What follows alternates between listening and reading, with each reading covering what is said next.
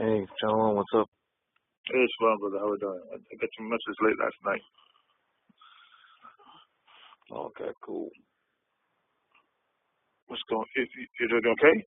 Yeah, I'm fine. I was just sleeping. So did you have a chance to review that little lesson we did the other day? No, I hadn't had a chance now because I was dealing with my wife's situation. But I'm gonna try to do it, tonight. Usually in the spot, I read some scripture, so I'll do it tonight. All right, that sounds good. Yeah. That was the reason you was calling me. Yeah. Well, I just wanted to, Okay. because we were talking about that. Just kind of, I want to know. I just want to know how what's your thoughts on that lesson? Because But today I had some downtime because I've been catching up with stuff that the church needs me to do. So I just then when I got up this morning, I saw your message. So I just wanted to, it was like 1 o'clock in the morning, so I wasn't sure everything was okay. But tonight I'll definitely check it out. all right, cool. Yeah, because we I haven't heard a lesson like what we did come from any, really go into the detail that we did on that topic. I've heard lessons where, I've heard Gabar, not Gabar, Ellen Card and Lloyd go into more like some understanding of it, some deeper understanding of it, and a couple of like one advanced lesson I heard once before, and then he kind of broke it down a little bit on one of the classes, but I don't see a lot of in general, I don't see a lot of So the premise is Satan wants to kill us because what was it? I didn't even try to do myself. Because he knows that we're going to be his jury. We're going to be judging him. Right. He's trying to taint the Most High's jury. Because in the beginning, you hear stuff like where he says that he's going to make the Most High is going to make kings on earth to judge. And then later on, you see, in the New Testament, he says, "Well, don't you know that ye judge the world, and that ye will judge the angels?" Right. And then Satan is wroth with the children, with the saints that keep the commandments, because only the ones that are keeping the commandments and have aligned themselves 100% in all aspects. They do everything according to the will of the Most High. They have all the fruits of repentance. They forsook all their fleshly desires. They're rightly dividing the word, and they've totally gotten themselves right all the way along from every aspect you can think. Those are the ones that many are called, few are chosen. You're going to choose from them to be that 144 or and so on and so forth. So those are the ones going to be doing all the judging. They're going to be like the jury. Mm-hmm. And they're going to be impartial. And, we go into a lot of scripture to break it down because it's not just a simple topic. You can't just make a claim like that without going into some scripture. So, right. So, yeah, we show the correlation, and we show why there's a lot of people in this earth that are not being attacked because they're not enemies. Satan ain't trying to kill everybody. He never has been. He's only been trying to kill the law keepers. Yeah. I agree. Yeah, I definitely agree with that. They're not a threat to him. Yeah, no one's a threat to him unless you're going to be put in a position to judge him. And then but we go into all that. It's like it's pretty detailed. And I sent you the lesson thing, and that's what me and Deacon Qual, we came up with that. And we didn't come up with that. We were just talking about it, and it just really went into wow. And then, so we put the lesson together, and then, I don't know, that's the kind of things we've been doing. I love it because it's really good, but I was just curious about, because I've never heard anybody I've never heard any of those deacons or elders or anybody, kind of go into that kind of stuff. But it was cool, though. I was glad to be a part of that. It was something it felt good to actually get a little bit more, a deeper understanding. And, the Most High revealed that, through me. So I was like, I was like, I felt kind of good for that because I feel like I'm a useful tool instead of being just hung up in the shed, never being used. So right. yeah, that's why yes, I'll definitely look into it, and we'll talk tonight. all right, definitely, yeah. Hey, all right, yeah. So that's that, and then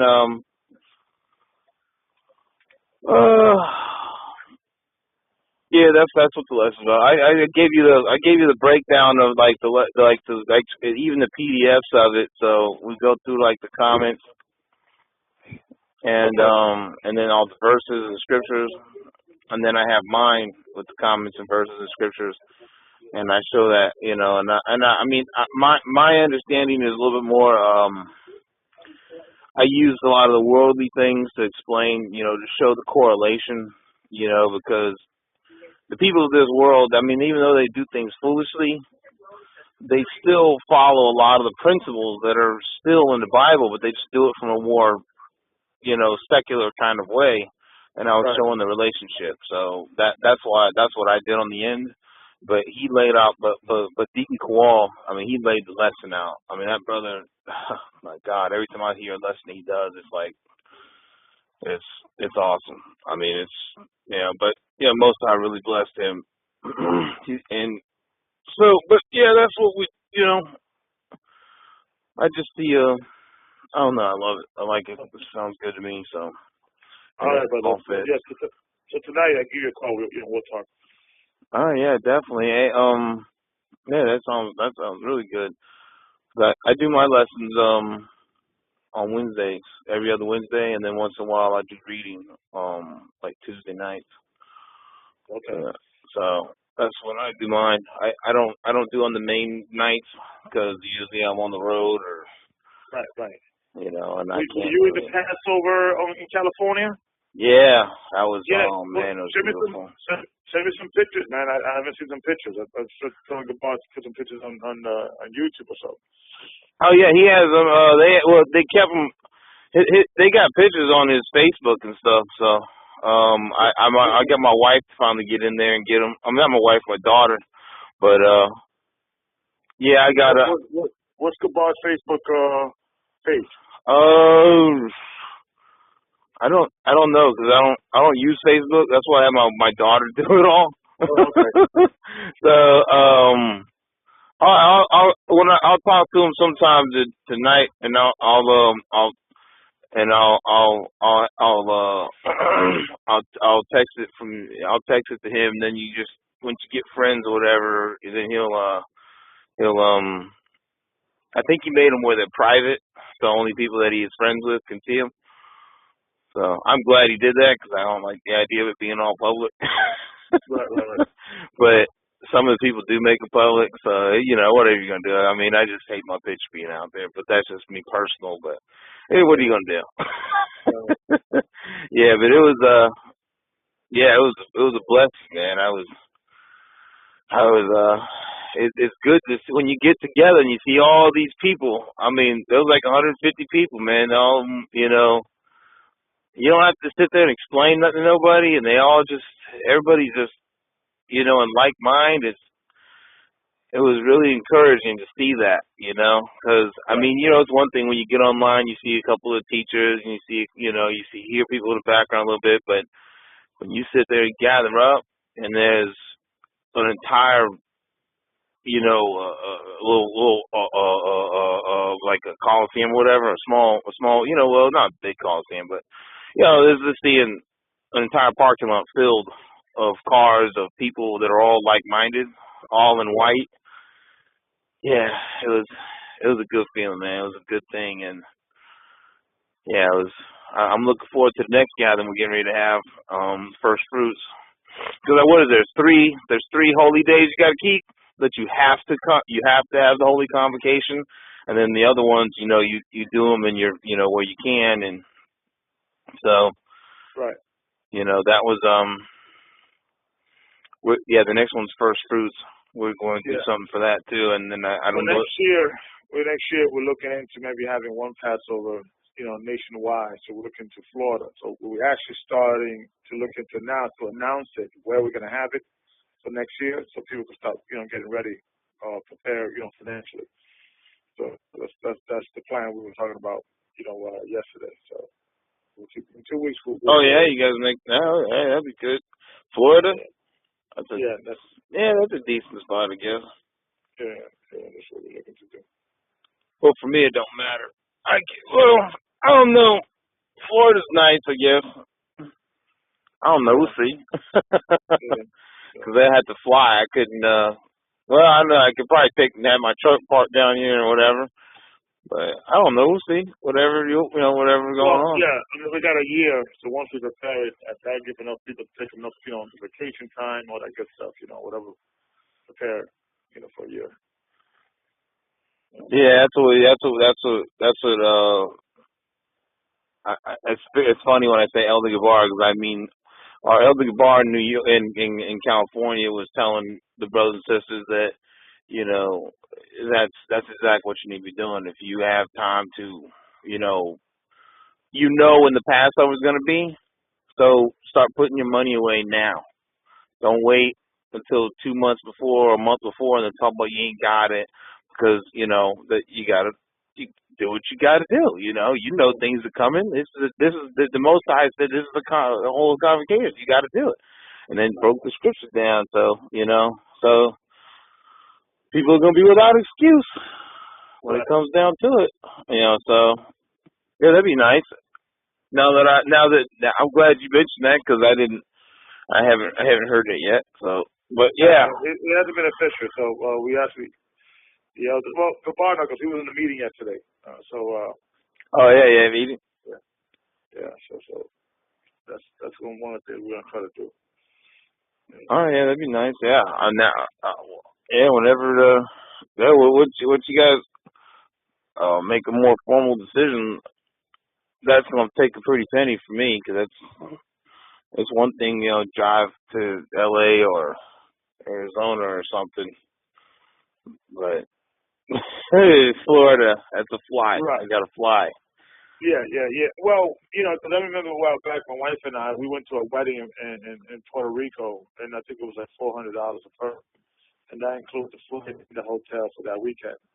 So you figure, in Florida, we could probably set up around the same affordability, and then, the way we could do it now is like once we set it up, people could pay like $25 a month until they pay it off. Because they're going to basically like almost a whole year to pay it off. So that's the plan. Yeah. But yeah, I think it costs more to fly from California with Las Vegas, that whole West Coast area to Florida than it does from New York to Florida. Because a lot of flights there's actually, it's cheaper because there's a lot of traveling that goes on between Florida and New York, the tri-state area. But there's not as much travel going from left to right, east to west. There's just not much. It's going to be expensive on that. But, hey, we'll find out. Well, if you could book now, and usually, because we're talking to a travel agency to set up a one price for all. You could do like a group deal, and you could do that, we will need a place that will have to hold, 2,000 and better. Yeah, because I know right now, at least from the West Coast, you're probably looking at like, I'm gonna gather from what I saw in the one gathering that we had, that Passover,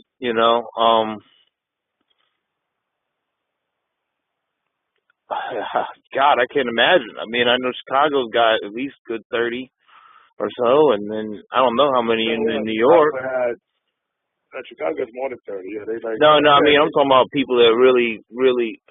See, I don't know. I mean, I look at it in two ways. I know people produce people, like just getting people there, and then I mean people that are like really, there's somebody that we're going to eventually be with.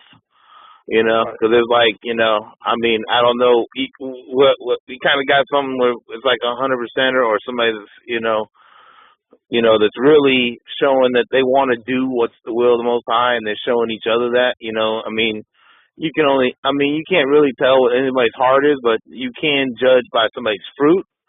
So when you see people that are doing the work and are really trying to do something and be a part of something, and they're, that's how we kind of know, okay, this guy's serious, I mean, and then.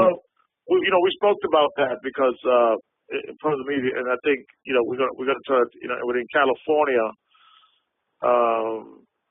did anybody had called you? Can I give you up to date in regards to California? Up to date. What do you mean? In regard to the meetings and that we've been having, and are you in the dark? Anybody has talked to you in California? In the dark about what? Okay, well, let me give you a summary. Well, in California, we're going to be, not in California generally, but just throughout the coast, the coast, the United States and the world.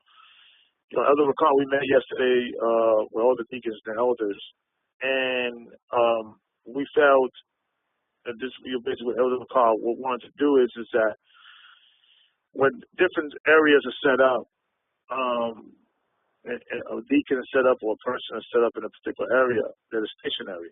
I guess it's, when I'm applying your situation, for you, in most situations, someone who's stationary in a particular city, they'd be appointed to a area. It's their job to grow their local area. And the online classes should be part of that, but it should not be only that. So I think Elder Ricard, in regards to how we're going to be doing, how you guys are going to be doing in California, because I know you guys have, I think, 7 days you have the class. 6 days. Five. Women have a night where they get on, they get to talk to each other, or it's just only women, so it's, women can deal with women things, and then one night, every couple of nights, 2 nights out of the month, and then 2 nights are men only, and then 2 nights are lessons on how to go out and street preach, how to go out and deal with people and their different problems, their different, how to spread the word. And then the other classes are just like they have a confession faults where people can kind of expose what's going on with them, and and encourage each other. To which I think that's awesome. And then there's this nights where we actually just do like lessons. And the only night that you really got to make it to, or that you're required to participate in 100% is the Sabbath. So the rest of the lessons are like they're open. You don't have to do any of them. You just right. No. But what we want to do is we want people to start focusing on as well building locally. If there has to be some fellowship, or more fellowship, literally, and I know there's, you guys are, California, you guys are spread, you may have, 7 here, you may have 15 there, you may have 3 here, you may have 5 there. So those 15, those 7, those 5, those 9 people together, they have to, try to grow their local area simultaneously while uniting California. So, because if, let's just say you're a deacon in, theoretically in Riverside, right? You're the point person there. Let's just say there's like 12 people with you. Some are single, some are families. And you guys don't meet in a weekly basis, at least twice a week or what have you, clearly in the Shabbat, things of that nature, one lesson, maybe you go out street preaching. And then, maybe you have get-togethers with the family and things of that nature. When it's time for you to give us a report, theoretically, okay, brother, who's over there? Okay, we got 12 families. They're solid. We do this on the Shabbat. We do this on Tuesday. We just do, you got to have a plan. You have a kind of like a protocol. Then you'll be able to work with people a little better I mean, you'll be able to learn people a little better, or because you work with them, and so you could give a more honest report on your congregation there. You understand? Yeah. So with Elder Ricard wanted to add that into the arsenal, so to speak, and to grow, because if nobody's meeting and everybody's talking on the phone, doesn't give you the opportunity to actually develop a relationship or even look at someone's personalities or flaws or things that you could work on, in a more better way. So that was, that's one thing that, Elder Ricard wanted to, attach within what you guys are doing. Not to, necessarily change it, but more tweak it a little bit, in regards to California. And everybody agreed, everybody was a good idea, because, now is the time that we all have to start meeting one another. That's why, we have no idea of maybe having one pastor outside the United States. A lot of the brothers, we never met. We never met face to face. So other deacons, and they have built a relationship, but a lot of relationships, is a phone relationship, not a relationship. So we're moving towards more everybody meeting. Yeah, so you know, the irony of it is that everybody I've went out and I met, like when I'm driving around, I mean, I'm literally going across the entire country. The only people that I'm able to meet up with are people on the West Coast. I mean, I've tried to meet up with Elder Lamar Hahab. I tried to meet up with Deacon Shathak in Kansas. I tried to meet up with the brothers down in Texas. I was trying to meet up with one of the elders down here in Florida. And no one answers their phone across the whole country. Only people that answer their phone and that I can get a hold of are people on the West Coast. They're the only people that actually make themselves available to answer their phone. And you're on the East Coast, you're the only person that answers their phone and actually reaches out to me on a consistent daily basis. But all the people on the West Coast, from Nevada, Arizona, California, Oregon, Washington, these brothers answer their phone. And I've actually met with them. I mean, I've met with them myself outside of, actual, gatherings. I mean, I've actually drove down and hung out with them, had lunch. I got to meet these brothers, and then we talk and everything. So, but on the West and East and the Central and everywhere, man, no one talks. No one answers their phone. They don't even answer the email. I mean, so I mean, I'm not. How do you? I agree with you. No, I agree with you. That's why we need to change that. That's why. I think. I mean, just my personal opinion. I think the rest of the country, the rest of the world needs to start acting like the people on the West Coast, because answering your phone, that's the first sign right there if you can trust somebody. Because if you can't get somebody to answer the phone, I don't care if you can see them or not. If they didn't answer their phone, how would I? I wouldn't trust them anyways. Right. I mean, to me, you're right. It's crazy.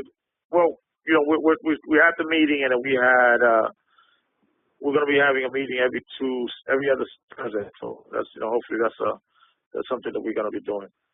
So that'd be good, because communication. Remember you know the issue I had, right, with paying for the going in to get into the academy. How they cut me off, and I mean, no one answered but you. I mean, the people that are they're doing the class over there, I don't even know where, Egypt or UK or wherever it's at. Right. They're not responding. I mean, I've sent emails, never even got an answer. I've called that number, never got an answer. I mean, all honesty, I don't even know what's going on with the rest of the church, because no one talks. All I see is a video here, there, I get on. If I can get my question answered, in the few hour window, I don't know what anybody else is doing. The only person I know that's doing something like on a daily, regular basis is you, outside of the people on the West Coast. I can tell you right now, pretty much, I can tell you, I don't know what everybody's doing personally, but I mean, I know the brothers on the West Coast when they doing something. I know when they teaching lessons. I know, once in a while, if I need to get a hold of a deacon or even Elder Gabar, I know I can call any of them. If I got a problem, they're gonna answer. Right. You'll answer, and you just show you just like right now. You show me you reachable. So that's why, that to me is paramount above anything else. If I can't get a Yeah. hold of you, then I mean, All right. No, yeah, you're right. That's been one of the biggest. yeah, that Problems. kills me with the rest of the body as a whole. I mean, because Right. No, no. we California has a good system. It's just, yeah, it's awesome. It's the best system I've seen. Yeah, but we just want to tweak it in regards of locally, people building locally as well. That was the only thing that we wanted to add it to the arsenal. Oh yeah, I mean that's something we talk about all the time. Getting brothers and sisters to go out and spread this truth. Because at the end of the day, Well, if you got your seed, and you're not handing it out, you're not passing it on, then you're gonna be one of them unfaithful servants that the Most High gonna look at. Christ's gonna sit there and say, "Get away from me, you bad and unfaithful servant." Because the seed is the word. What are we supposed to be? We're fishermen. We got to go meet the men and women and tell them the truth. And the ones that the Most High called, they're gonna hear His word and they're gonna jump. And the ones that ain't, then your blood's washed. So there's no blood on your hands with those people. I mean, because it's not a. I mean, I get it, and I agree. You do need to work on your local people in the area, but I know I lived in both. I lived in Queens, in New York. So I know how it works there. I've lived down south in the southern states, and in the south, man, I don't know what's on with those people there, but they don't listen. I mean, I tell people, I go through and I hand the scriptures out. I talk to people, and they just don't. I don't know, man. But and then you got in the central area, you got subways. I mean, you guys got. It's good transportation to meet up and say. I mean, there's no reason why anybody in Queens or Jersey, maybe even Philadelphia and Long Island, you guys, it's a couple-hour trip. Boom, you are there. It's an easy way to get to each other. So I understand gathering there. You have to. There's no reason I'm not not to. gathering California. It's just locally. But there is no local to California. No, like for instance, like Texas. I mean, what's his name? Brother Gabar, and he has 15 people that are local. I think it's more than that, but yeah. Right.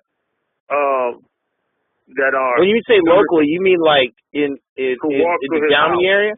Can come to his house in a weekly basis, or what have you. Okay. So he has to work like you got I think Deacon what's his name the Nefertali brother what's the tribe from Nefertali, what's the brother's name? Deacon Malak in Reno.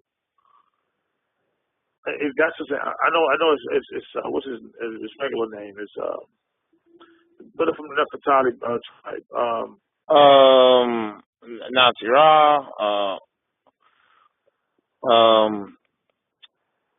Deacon Kowal or Quentin. Not Quentin. Deacon Officer Charles, the officer, Deacon Greg, Deacon Lucas. Lucas. Okay. Lucas. I know they have like a little congregation, a little group up there. I think like 7 or 8 people, so on. So those 7 or 8 people, with the bar, 15 people more, should also be meeting up at least twice a week in a local situation. You understand? And focus also on local building. They're taking that 15 and doubling it to 30, and taking that 30 to 60, so on, in the local situation. And with also doing the classes, so it has to be focused on both. You understand? Because if nobody is meeting, and everybody's talking on the phone,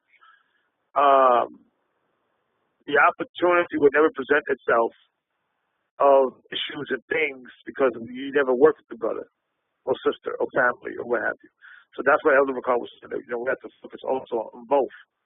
Through the classes, but also focus on, the bar building his congregation.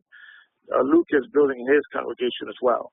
So then, and doing coming together for all California could be in one body, one. So that was what Brother McCall was suggesting. Okay. It sounds in theory a good idea. But I mean, I'll just say the transportation or the expenses can be put on there. They have buses up there. Yeah, but it's not the same. It's the transportation is just. Yeah, but what about? But it's not the same. I'm telling you, I lived there. I was born in San Diego. I lived in. I mean, in New York, there's traffic. Yeah, but in New York traffic, that's what I'm trying to say.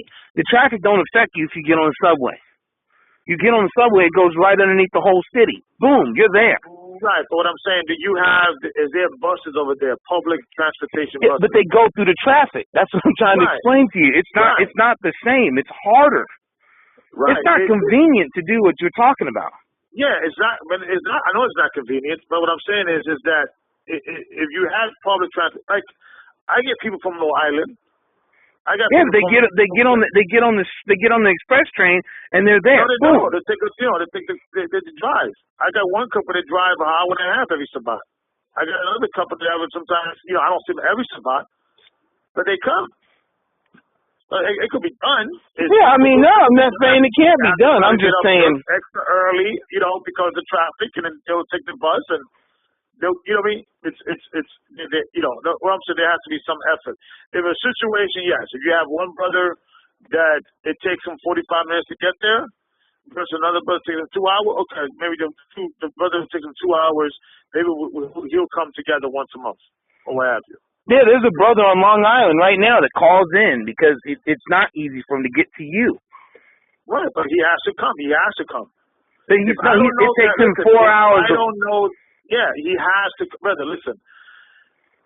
He has to come.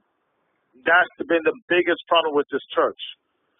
That just because it's hard, people don't do it. Yeah, but you realize, right? Check this. This is my only thing about that. This brother, he might the brother in Long Island, he might, I don't know his personal situation, like in the sense that what he can afford to do or if he's not doing it because he can't. But at the end of the day, the Most High working on him. I mean, that's between him and the Most High. If he don't come to a holy convocation with you or us or anywhere else, that's on him. It's not. I mean, all you can do is tell him You're missing the point. But I'm just saying. No. Listen to what I'm saying. But let me finish what I'm saying. Let me listen to what I'm saying, because you're separating the issue. What his personal salvation with the Most High has nothing to do with this. Absolutely nothing. We're not in any way saying that we hold the keys to heaven. That's not what we're saying. What we're saying is if somebody lives in Long Island, okay, and like brother who lives in Florida, right? You guys were also Florida. Dewad. Yeah, he's in Naples and it's 4.5 hours for him to go, and he doesn't have a car. And there is no bus down here like that. Right, but I believe they have online classes as well. My understanding. The transportation in the rest of the world is nothing like New York and Chicago. It's nothing like it. Listen to what I'm saying. They still have to be done to some degree. In other words, if that brother in Long Island, okay, doesn't communicate with me or doesn't have that some form of communication, and you guys don't know his situation. It has nothing to do with salvation. So remove the thought of salvation out of your thought right now. Just remove it. It has nothing to do with salvation right now. This is dealing with church administration and how we operate. Okay? If that brother doesn't communicate with his regional elder, and it becomes a situation that we don't know the issue, right? Why he's not fellowship? Because I got people from the island coming. You see what I'm saying? Now we don't know the issue. Nobody's asking, and we just say, well, brother, the Most High salvation, this and that. That has nothing to do with it because you guys are confusing both. This is dealing from an administration perspective. You understand what I'm saying? So you have to create a scenario. That's why we have regional elders and regional deacons. Okay. So for then you to try to reach that deacon who's the closest to you. You understand? Because you guys are not the only one that's doing online classes. You're not the only one that's doing. They understand that there's, like for instance, the deacon from Albany he has online classes. This also the Shabbat class. So the people that are in Buffalo, people in New York State, listen to him because they cannot reach him, but they're in the East Coast. You get what I'm saying? Mm-hmm. So if a brother who's in Long Island and he doesn't reach out to me, and I don't know him, and I don't know the circumstance, and you guys are not asking those questions, and they say, well, I don't know, he didn't want to say he's going to leave it alone, and you're going to communicate with me, I don't get the name. Like, for instance, for the sake of argument, there's been a situation that there's been people that have done certain things, they were wrong in one side of the world, and then they'll start linking up with another brother in another side of the world, dealing with either marriage or how to fall out with a mother, was disrespectful, and things of that nature. That's the reason why the deacons in those areas should reach out to the other deacons in the other areas to say, hey, what's going on with this, brother? Is everything okay? This and that. Now, once we have a that's not happening, but just the point on that. But wait a minute, but you complain is that happening, but then you guys didn't do that. No, that's what I'm saying. Wait, hold on. Let me finish my thought. Okay, then I'm going to make a comment about it. You made a communication, but if it wasn't for the meeting, we did not know that this brother in Florida was listening to the situation over there. And I think Gabar called to rock me out, and I know there was an issue with that, and that got fixed. So that's a side issue. Okay. The situation with the brother from Long Island, I should have been notified too, and there should have been a conversation in regards of why he cannot make it. You know Gabar. Gabar knows you. And then it was not that he could not continue to listen to you guys if he wanted to, but there has to be some communication in regards of that. So yeah, that's why I even asked you about him. I asked you, did this guy talk to you yet? Because I did hear about the fact that he wasn't calling or that he didn't come over. And I asked him, did you see this brother? I asked you about that almost like about a month and a half ago. The brother in Long Island. Yeah, the brother in Long Island. Yeah, I think I called him and left a message just now. I think I called him, left a message. But what I'm saying is that there has to be some communication. Like, as he communicated with you, is he working? He's not working. What is his financial situation? Yeah, I mean, that's what I'm saying. He needs to contact you. He's in your area. No, but what I'm saying that you guys asked him. I mean, I didn't personally ask him. I don't know if the elder or the deacons did or not, but I mean, I do know that, some people just, they call in, they listen, and they get the word. After that, I mean, if somebody's not making themselves available, well, mark that brother. It's not marking that brother. It's about just administration here. Well, administration-wise, just to say that, I want to make a comment about that. Administration-wise, I can't get a hold of anybody else. You're the only person on the whole, the whole entire GOCC church. We went over that bridge. No, but I'm just pointing out to you. But let me at least let me say what I'm saying though. You're cutting me off. Yeah, I know what I'm cutting you off, but no, don't cut me off. That's disrespectful. I'm not trying to disrespect you. I'm trying to finish what I'm saying. Yes, I understand but you don't understand what I'm saying because you didn't hear me. Listen to what I'm saying. Listen, Elder Gabar, I understand what you're saying, but you're not listening to me. I don't want to resurface. I'm not resurfacing anything. I'm trying to finish a sentence. I wouldn't do that. I don't do that to my own daughter, and I don't do that. I'm going to let you do it. But thank you. You said before about you can't reach anybody because you already told me that. I know that. No, what I'm not. You don't know what I'm going to say. You know how I know. Move on to the subject matter. That's what I'm trying to. That's what. But you need to stop cutting me off. I'm seriously. No, go ahead. I'm going to cut you off. Go repeat the same thing you just said, but we could go move on. Go ahead. All right, that's fine. All right. So the point is though that when you mentioned that there's got to be communication and that no one's communicating this stuff to you, that's a problem that is on the whole church. The West Coast doesn't have that problem. If somebody does something on the West Coast, the elders know. I mean, the deacons, they know. They find out about it, like, almost instantly, and you can contact any of them and find out what's going on with one or two brothers if there's something crazy going on. I can't do that here. I don't even know. Like you said, you're going to give me a deacon's number to flyer. I still haven't gotten that. It's been like a month. I've had Elder Ricard tell me he's going to call me back. It was a year ago. The communication is not even starting. It's totally destroyed. We're not talking about that. You mentioned that almost an hour ago. I agree with you. Can we move on about the subject in California? And okay, the only subject. If you're going to repeat the same thing just because you're either feeling a little tick off and you need to just re-mention that, I'm just going to cut the conversation because I'm not going to go back into the same situation just to make yourself feel better when I'm discussing a situation in California and you need to then regurgitate the same thing that you mentioned an hour ago. So for you could feel better because maybe you're feeling offended because I'm trying to tweak Californian situation. Why are you trying to tweak California? Every time we have a conversation. Let me ask you something. Listen.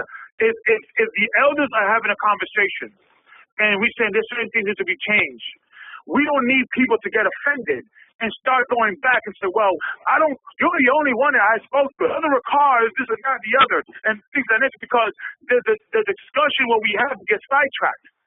You get what I'm saying? And there's usually a sign that someone is getting offended because the conversation is not whether Elder Ricard doesn't pick up as strong as not. We're talking about a situation about California that we were talking about people that have congregation to simultaneously focus on also building in their congregation and locally. And that we understood the area about is difficult in California. It's the same thing the other brothers said. So we understand that. So I don't need to hear about Elder Ricard not picking his phone because that's not the subject matter. You understand what I'm saying? Let's stay focused on the subject matter. I don't need to hear that I'm the only one that talks to you on the East Coast. That's not what we're on the phone for. I'm trying to keep you up to date. What are the elders are putting down throwing down the pipe in regards of it nationally. So the conversation is, so your mind said, okay, elder, let me focus. Okay, what can I do to do that? Now, a lot of stuff would not apply to you because you don't have a congregation. You know, you're a truck driver, so you're also so you would not be affected in any way, shape, or form. Okay. Well, I hear what you're saying. I hear exactly what you're saying. You're saying that you want to focus on the issue of California having local gatherings. I'll throw across the country because California is not the only one that's having that same issue. You understand what I'm saying? You have deacons that focus more on the conference calls and focus more on online classes and not really meeting collectively. You're not the only one. Who else is doing that? There's other people, but there's other deacons and out there that you don't know about. We had a situation in North Carolina about the same situation. There was two different conference calls going on, and there was confusion. There's no confusion on the West Coast though when it comes to that. This is what I'm saying, brother. I'm not saying that there's no confusion. I'm talking about that. I'm talking there's confusion. There was issue with that. So what I'm saying is you're not the only congregation in the United States. There's other congregations. So across the board, we need to put a control on this people focusing on that. Well, I would love to start seeing some of the things that are done on the West Coast done around the rest of the church. That's what I want to see.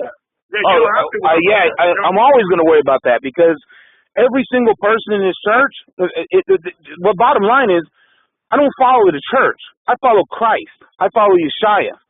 And if he's the one that everybody's got to be in line with. He said these fishermen and men. We're talking about salvation. We went over that. We're not talking about salvation and Christ and all of that. When we all meet Christ in the judgment day, we have to answer to him. We're talking about church administration. Okay, administration. So if we are talking about church administration, salvation should not be part of the conversation. Correct?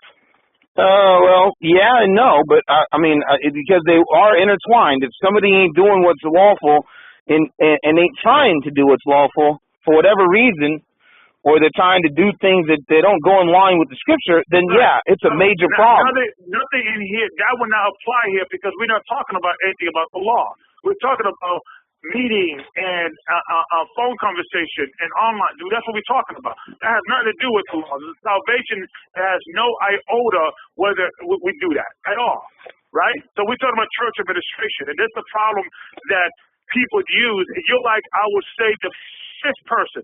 I had a situation with Canada, the same situation, another situation in other spots, that every time we're trying to establish church administration, people are talking about I follow Christ, and what the heck do what we're talking about here?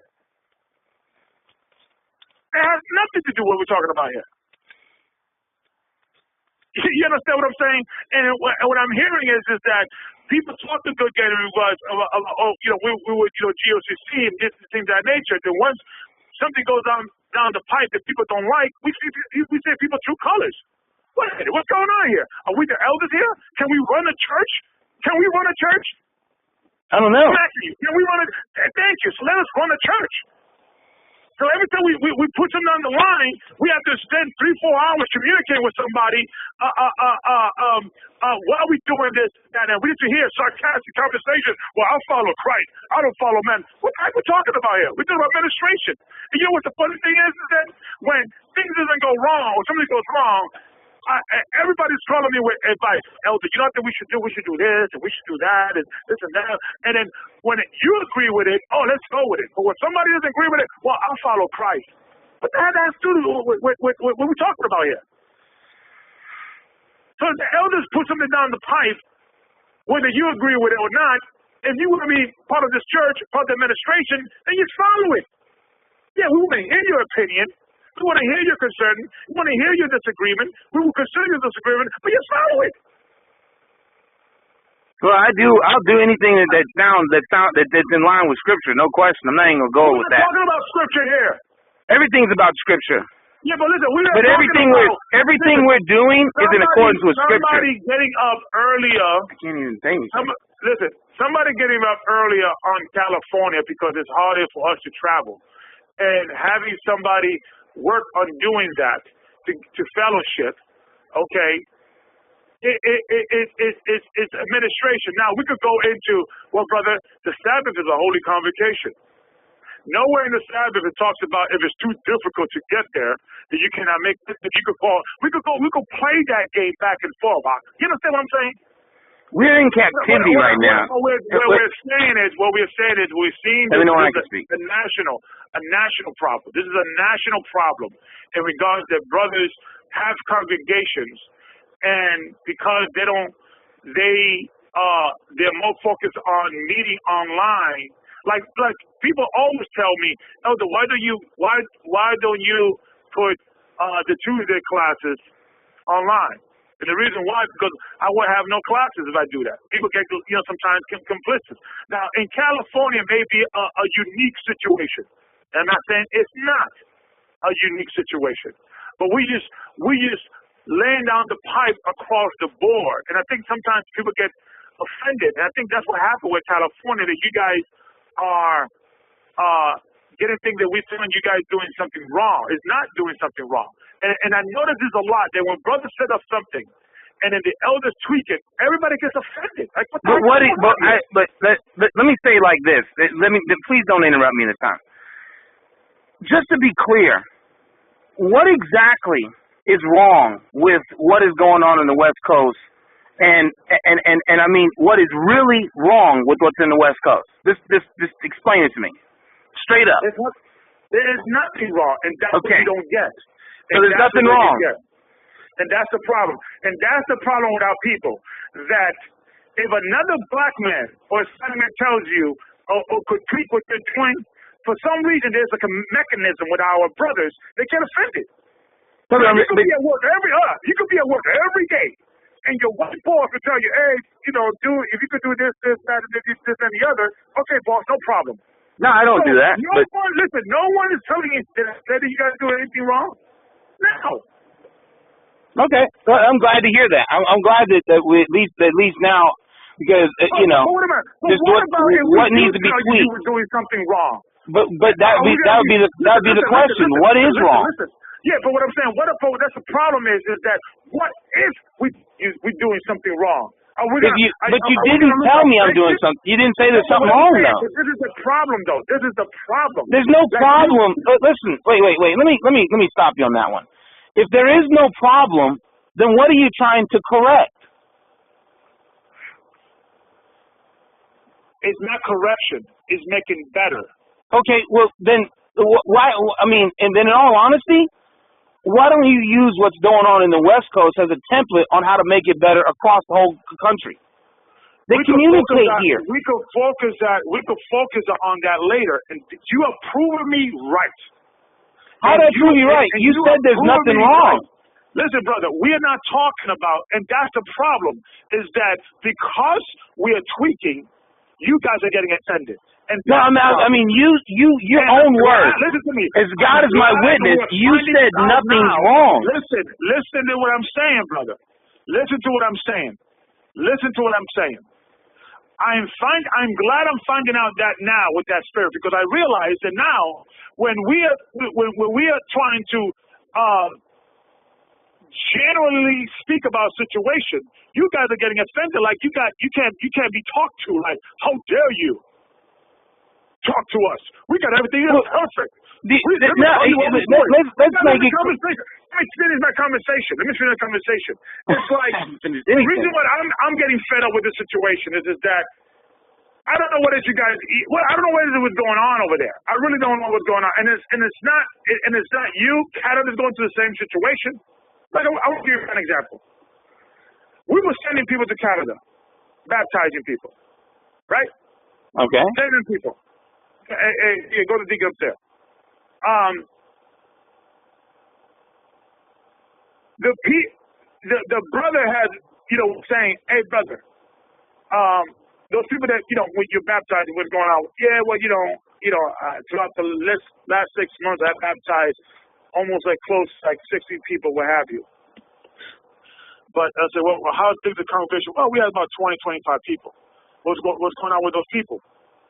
Oh, they just don't come back, elder.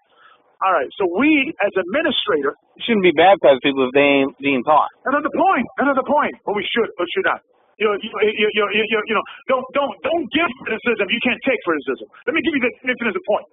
We stopped the fellow. They were scheduled to have a baptism, and we stopped the baptism. Me and Gaji, that's his region, until we have a meeting with everybody.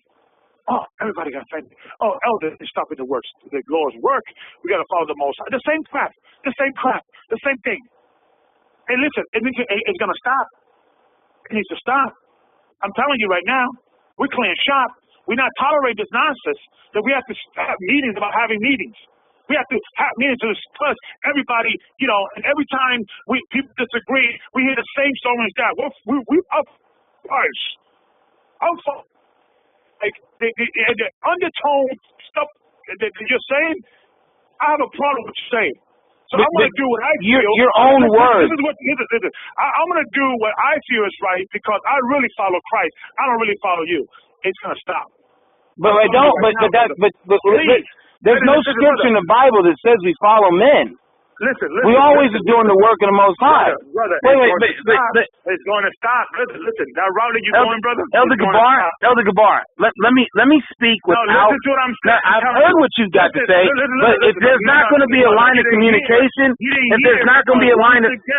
Once again, I haven't spoken one time without you cutting me off. You are. I mean, yeah, I'm gonna tell you right now. You're utterly disrespectful. You don't let me speak. You listen to what I'm not. I've already listened. Now I want to speak. No, you're not. You know why you're not listening? Because I respond. You don't know what I have to say. You cut me off. Well, we are saying. Listen to what I'm saying. But you don't know what I have to say because you keep cutting me off. No. Listen to what I'm saying. Do you know that even in a court of law, they will listen to you speak? You're not even showing me the respect that the world will show me. I don't understand. How can I listen to somebody correct something that they themselves say there's nothing wrong with? Give me 30 seconds.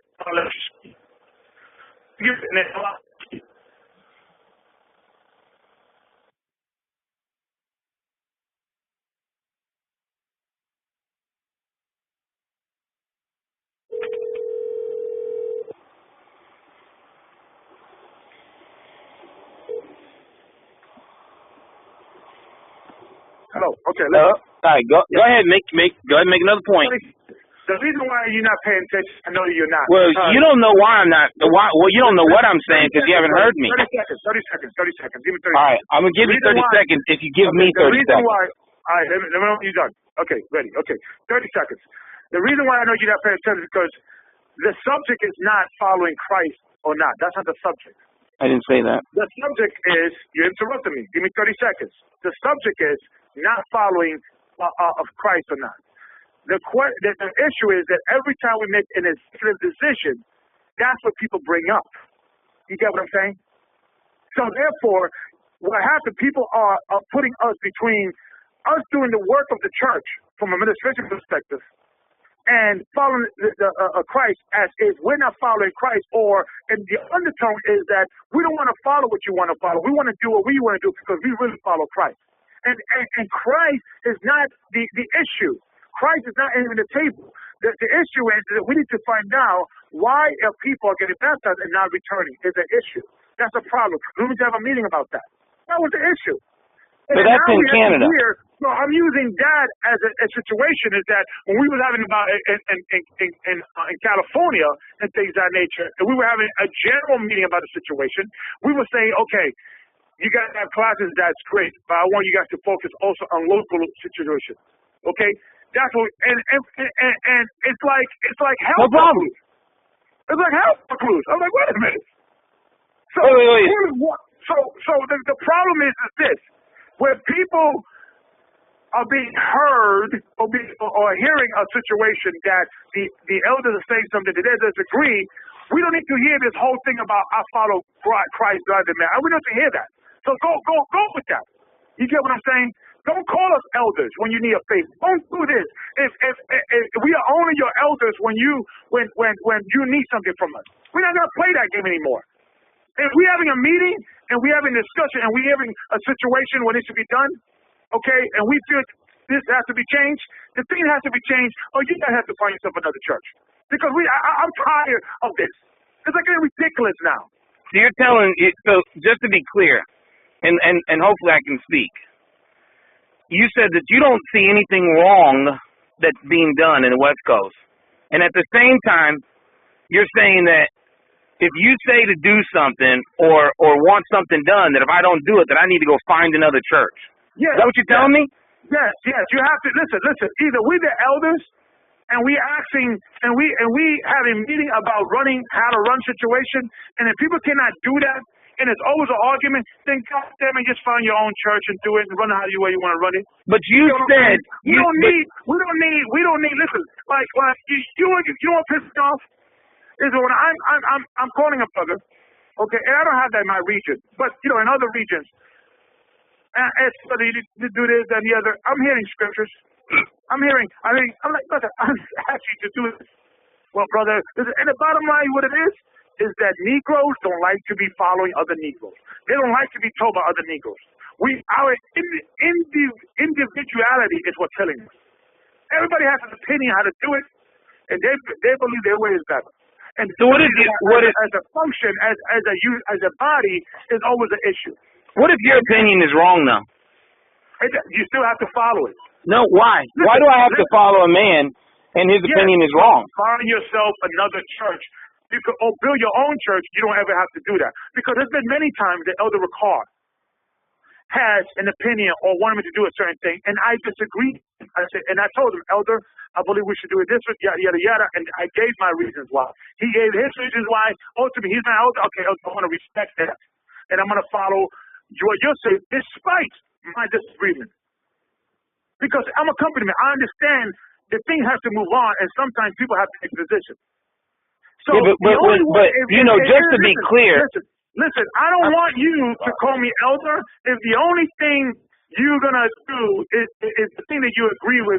And when it comes to something as insignificant as we want people to also focus on their local situation. And I told you, just to be clear, I said I agree with that. There's nothing wrong with doing the local thing. Great. We do that, and we're going to work on it even more. That's fine. That's cool with me. So what's the problem here? Well, we're having an argument. We're not having an argument. You're the one who's been talking. I barely get anything to say. All right, so go ahead. What you gonna say that is gonna, enlighten the situation? Go ahead. I hope that you take note of what's happening on the West Coast, since it's the issue that you're seeing around the country, that how things are operating over here should be a template on how it should operate in other parts. There is full communication on this side. It's not like that everywhere else. I mean, just to be honest, I don't know what Elder Ricard does anymore. I see him on a video, on Ustream once a week. He doesn't even do the blog talk show anymore. I don't know what he's doing. I see you once a week, and I hear what your lesson, and you have a local lesson once a week. I know what Elder Gabar is doing in California. Like, I hear him all the time. I hear all the deacons all the time. I don't hear anybody else in the church. They're not accessible at all. I don't know what's going on at all with the rest of the church. And when I don't know what's going on, why would I ever put my faith and trust in somebody I don't even know what they're doing? Because the Bible tells you don't trust in a man. Put your trust in the Most High. You're supposed to just learn what's going on and know what's happening. I don't need to hear all this. Seriously, I don't really need to hear all this. I really don't need. But that's the issue that seems to be overall a big problem. So if you guys are coming together with that spirit and seeing that maybe that's the spirit there. To be accountable? It's like a clique of we got to show GOCC how to do it better. And this, that, the other. They don't do this. I don't know this, brother. And follow man and follow Christ. If that's the thing, realize that that's maybe the issue. It's like now you guys are like, maybe because the brothers, finally spoke to other Ricard, now they're venting because they're finally like letting it out, things of that nature. And it's probably disturbing, whatever. But let's move on from that. You get what I'm saying? But everybody in this church, I don't care what title you have over you, you're just a brother. Because at the end of the day, Christ is going to be separating us. Everybody's just a brother. There is no the hierarchy. I'm not talking about salvation. I'm talking about administration and organization. No. Every single brother in the church is elders. No. We're not gonna play that. No. We're not gonna play that game, bro. I'm just gonna say it. But no. If you're gonna hang up the phone, then you're proving my point. I can't communicate. Listen, I'm not gonna go with that. You don't have to go with that. That's what the Bible says. No. We're not gonna do that. I'm not gonna go with that with you after the fact. After the fact, you're already in. You're teaching lessons. People looking to you. We all brothers here. No. We all brothers here. That hasn't changed. Listen, that's beside the point. Let's not get misunderstanding. There is an anarchy here. Of course there's a hierarchy. I really dislike when brothers do stuff like that. It has nothing to do with the subject. We know we're brothers. Yeah, listen, I love you. This has nothing to do with the situation. But there's going to be a structure. There's going to be a structure, period. And it's like we're only cool as long as we're doing what people want us to do. The minute we do something or we tweak something, and I fully believe that it's a spirit that now people get venting now. And then now it's like we're trying to have these meetings and we're trying to have, move forward. And it looks like people just venting and complaining rather than moving forward. And then it comes a situation that we're not going to be in a situation now that, when we're having an administration, okay, I don't need to hear about Christ is going to separate us, and I don't need to hear that, brother. I don't need to hear that. Seriously, I really don't need to hear that because that's the truth. That's Christ's problem. That's Christ's issue. Until meantime, we have structure here. Period. So are you saying we have a dictatorship or do we have structure? We have structure. Okay, structure means that if there's an issue or go ahead.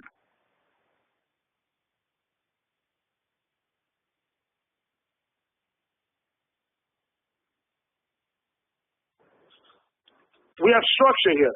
Okay, so just to be clear, structure means that when something's happening, I can speak about it, right? And you're not gonna have a problem with it. So, yes. Okay, so that's what I'm speaking on right now. I'm saying that use the things that are being done that are good and try to influence the rest of the church to do the same thing.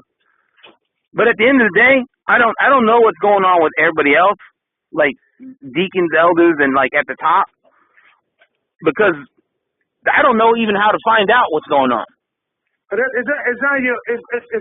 not the validator of GOCC. What you need to do. So what I'm saying is. But let me say it like this.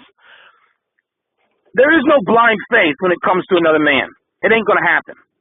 I'm not gonna do that ever. If I see something don't make sense and it ain't lining up with me, I'm gonna speak about it. And if I'm told I can't speak about it, then that's a dictatorship. And there's nowhere in the scripture you can find that. Right. Christ answered questions. And I answered your question earlier. The bottom line is not saying about it, because there's been many a times the Elder Ricard and I have had disagreements. I have told my disagreement, and then then we have made a decision and how to move forward. You get what I'm saying? But it's not a 5-hour conversation. So that's fine. It's not about a 5-hour conversation, but I'm just saying, I've never heard Elder Ricard talk about anything going on the West Coast. You know how long it took for me to find out who was the appointed elder? It took me almost a month for me to get an answer from people. That is an issue that needs to be immediately addressed.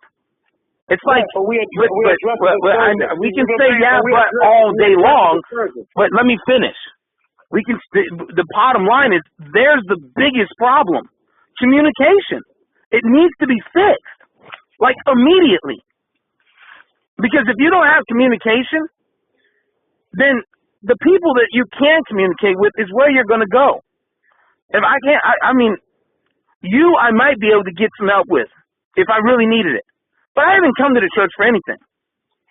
The church hasn't given me anything other than, the Most High has used the church to show me things in the Word. But actually getting something from, I don't even know where you're going. So, my escape plan is going to have to be something I do. And I've been with church long enough where somebody should try to communicate something. I don't get nothing. I've asked emails, questions, all kinds. I don't get answers when it comes down to specifics. So I'm making my own plan because I'm following what the Bible says to do. You got to flee. It doesn't say you have to flee with GOCC. It says you have to flee. So, brother, but I want to flee with you guys. But if I don't know what's going on, how can I do that? There's no communication. But are we talking about fleeing, or No, we're talking about communication, the lack thereof. Right. So what does that have to do? And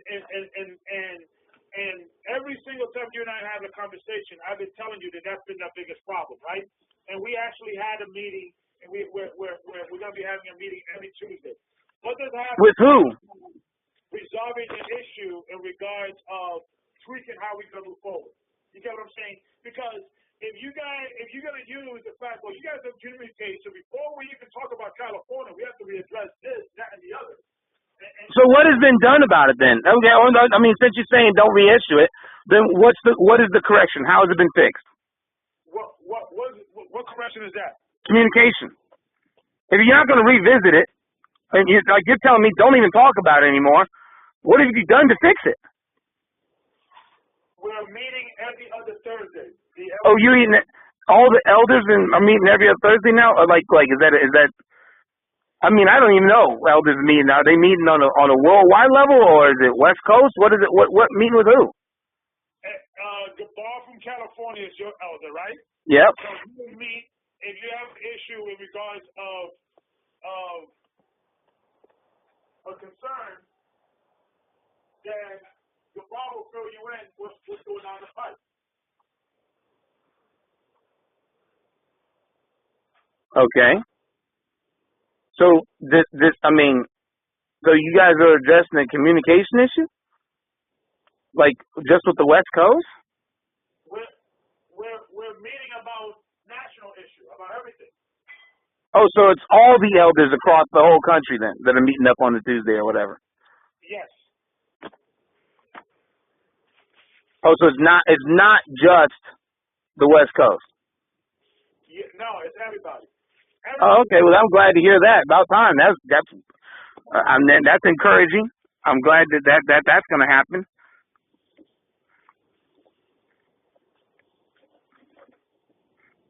And then, yeah. Well, that'd be great. I'll get with Elder Gabar and find out what resolutions have been brought into that. Because I'm glad to hear that, because communication, that's the core of anything. You can't have a structure without communication. There is no structure without it. Two cannot walk together. They can't even talk. So, yeah, that's good. I'm glad to hear that. So, well, I can tell you like this. If at least from what I've gathered of this whole thing, the only two issues I've heard from you is that, number one, local gatherings. Focus on them, encourage them, and make them happen to the best of your ability. And number two, if something is wrong, take the correction. Yeah, that's no problem with that. But that's a two. We thought about doing a Passover, one place, looking into that as a possibility. We spoke about other things. The only issues that we began to harp on and to be is everybody in California. And it became a situation where when we discussed stuff about doing certain things, California has got all bent out of shape. I'll be honest with you. And we're doing something wrong. I don't want to, nobody's talking about, nobody's stealing you guys out. Well, that's good. You get what I'm saying? It's like everybody's getting offended because we're having conversation about, generalization, and California's getting all bent out of shape. And I think what happened is that you guys is a combination of launching out. That you're already upset of the lack of communication. So when we are tweaking something that you guys are, is connecting with you guys, it's like, well, before we fix this issue, you got to fix that issue. I think that's what basically what happened. It's like. But don't you think communication should be addressed before you try to communicate something to somebody? It's just in logical order. Well, if we're communicating and we're having a meeting about communication, right? Then get communication straightened out first, then worry about the other issues. We're communicating. We're having the first meeting. So the first meeting, are you going to bring up communication and how the whole church is going to be able to communicate with each other? Yeah, we're gonna be having a situation that we're gonna be meeting every Thursday. That's how we're gonna be communicating. Okay, so there's going to be a Thursday meeting. All right, but then above that, I'm just going to say it like it is, and hopefully I'll be able to finish the sentence. Until communication has been straightened, I'm not understanding why there should be any issue with trying to restructure anything or tweak. I don't understand how that works. Explain it to me, how there's no communication and then somebody comes in and says, do this. How do you do that? The same way we did it, because the bottom line is that we're communicating. So that problem is already resolved. It's being resolved because we're meeting every Thursday. So that problem is already resolved. So we were dealing with, other recall was going down the list on how we're going to be doing going forward and what is expected in each regional deacon and elder. And we focus in a lot of stuff. We focus on how to deal with heresy, how we deal with doctrinal differences. We deal with a lot of stuff. Yeah, heresies, that's pretty simple. If it ain't in the scripture, you can't bring it. No, heresy is not. That's not heresy. When you take a doctrine that's not, is there any doctrinal issues in the West Coast? Huh? Is there doctrinal issues going on in the West Coast? No. Okay, so that's heresy. Anything heresy is about doctrine. Doctrine's cool. Okay, so how do you deal with it? But what I'm saying is, we were talking about a plethora of things. We were talking about doctrine and things of that nature. Well, doctrine, if there's no doctrinal issues, then that's not even a point. But the world does not evolve around California. We were speaking to other deacons from other regions. We were having a meeting, but for everybody, not just California. Oh, okay. So it wasn't okay. I didn't know. I don't know. I don't even know what I knew something was going on, but I didn't know what it was. Because now because I couldn't get a hold of nobody for a minute, but then they just said, oh, meeting, and I was like, okay, whatever. And now you're saying, okay, all right, well, hey, that's, I mean, I don't know. All I know is one thing is that, and you could go where you want. I'm gonna say it anyways. Is that I just want to do the work of the Most High. I mean, and if GOCC don't want me, that ain't gonna change my desire to do the work of the Most High. I mean, you kind of threatened that, don't be in the church if I don't do what you say. I mean, that's a harsh thing to say because God forbid if that hinders the work of the Most High. The Most High will destroy the church if that's the case. And I don't want that. I want to see things work because this body is, and from my perspective, is a template to practice on what it's going to be like in the actual kingdom. To learn how to deal, to learn how to righteously judge, to learn how to communicate and get those things done so that when I am in the kingdom, that I have something to fall back on of a lesson on how to live and how to operate righteously as a judge that the Most High wants. So that's how I see the church. A time to learn, a lesson, to get structure. Let's cut a deal. I would never tell you that again for the rest of life, as long as when we are having discussions of administration, don't ever tell me I follow God rather than man. I don't need to hear that. Unless you're ready to leave the church. So if I telling you something down the pipe or you hear from Gabar or somebody else and you disagree, don't tell me ever again. As long as you live, I follow God rather than man unless you're ready to leave the church. Then when we have that conversation. If you disagree or you feel we could do it better, we would like to hear your opinion. But I don't want to hear anything about God and salvation and I follow Christ and the work must be done. I don't want to hear none of that. And you will never hear from me ever again that type of talk. Deal? You're telling me not to speak about something, but unless I want to leave the church. Why does it have to be that I have to leave the church to speak what I believe in my heart?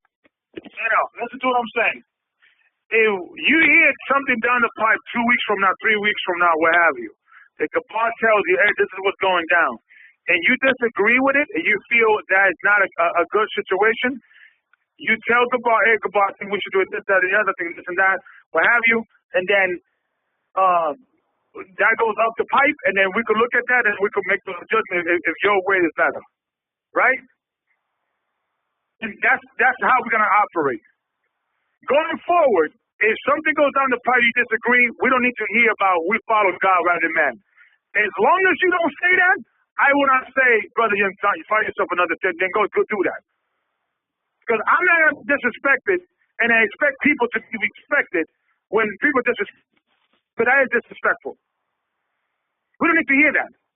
And we are trying to run that situation. You realize... We may disagree in opinion. We may disagree with that. But the work must be done. And if a situation, if it's a rank situation, that your regional elder has an opinion about something, that you disagreed, you got two choices. Follow or don't follow. Yeah, you don't need. So if you're saying, well, brother, I don't follow man, I follow Christ, I'm gonna tell you, well, brother, find yourself another church. As long as you don't tell me that, then we don't have to. I don't have to respond that way. And like I would never respond to. If you tell me, Gabar, with all due respect, I think you're wrong. I think we should do it this way, that, and the other, and we'll discuss it as men. Ultimately, since I overrank you, my opinion is gonna stand. You have to do what my opinion says because I overrank you. In the same way that you got people under you, right? And they ask you how to do certain things and things of that nature. You're the senior man there. They have to follow what you say. But they have to follow another church. So as long as you say that, I will never respond that way. Deal? All right, just to be clear, you understood what I just said, right? Because I didn't say nothing about not listening to what you're saying. What I said is that I see this entire situation as a training ground on how to operate. It's a learning experience. That's what it is. That's what it is. Because until Christ is sitting on the throne and he's telling us what we're going to be and where we're going to be at, that's all it can be. A training situation, something to learn from, to get the experience. That's all it is. That's what I'm saying. I'm not saying that I'm not going to listen and I'm not going to follow through with what's being said. I didn't say that. But I did say is that this is an experience. It's a time to learn on how to do things righteously. Because I'm going to be judged on everything I do. I know that. And so are you and every other man, woman, and child in this church and in the world. So I'm not trying to debate that. I'm just saying that that's how I understand this situation. This is a learning experience. Right. It's not the beginning and ending of the body of Christ. Right. This is one cell in the whole body of Christ, and probably a small one, because every single body, every single gathering that's ever been throughout the whole history. I mean, we're talking about billions of brothers and sisters that have gone through the whole process of the Most High, and he's only selecting a remnant. So, I mean, even the people we know might not even be there. I don't know. But I can tell you this much. This is just an experience. It's time to learn. I'm not saying anything about not doing what you say. So if you're going to, I find it highly disrespectful that you keep bringing up the idea, if I'm going to say anything about following the Most High, that I need to leave the church. Because if that's really where you're going to put it, then I'm going to leave right now. I didn't say that. I didn't say that. What I'm saying is that if every single time you disagree with administration of the church and you're in that situation, if you find it, I am going to say that. If you view that disrespectful, I'm sorry. But I'm not going to tolerate any situation that every single time I'm calling a brother who I overranked him, and I'm having a discussion about how he should do things, I need to be disrespected back about I follow God rather than men. I don't need to hear that. I didn't say that, though. No, but what I'm saying is, however you say it. No, I didn't say that. However you say it, however you verbalize it. I didn't know. There was no however I verbalized it. I didn't say that. Right. No, you did say that. No, I said that this is a learning experience. No, you said that earlier. But we're not talking about what I said earlier. I'm talking about what I just said that you made this comment about. Yeah, but I'm addressing what you said earlier. But we already hashed that out. I'm not going to sit here and say that, and I haven't said that. I just wanted to make it. I wanted to make it. The church. You broke up. Yeah, this church is a small fraction of what is going to be in the remnant. No, what you said, you got disrespected when I told you, because you brought it up, about you, that you feel disrespected when you find yourself another church. And anytime you're going to say, just to be clear on that, too. So I'm bringing it up again. Well, since you brought it up again, I'm going to tell you what, brother, as long as you don't start talking about following God rather than men, that's what you said earlier, then I don't have to ever say that. Okay, no problem. And anytime and just to be, and now that you want to bring that point in again, anything you say, it doesn't matter who brought it up. Okay, I brought it up. Fine. Moving on. The point is that if you're going to say to do something, explain why. Don't. Shalom, Elvin. All right, I'm back. But in closing, brother, listen. What we are saying is this, brother, is that, and you need to listen from our perspective, and maybe perhaps you would not appreciate it until maybe you have a fellowship or a congregation on your own. It's extremely disrespectful and frustrating, to say the least, when we're trying to run a situation and, like for instance, let me give you an example. It's like the thing with Canada, right? Mm-hmm. We made a administration perspective that let's have a meeting about what's going on, why people are coming back to the fellowship. So let's postpone the baptism until we do that. And then everybody got all offended and what's going on? He's stopping the work of the Most High. Same thing, the same situation. So it's extremely frustrating when we're trying to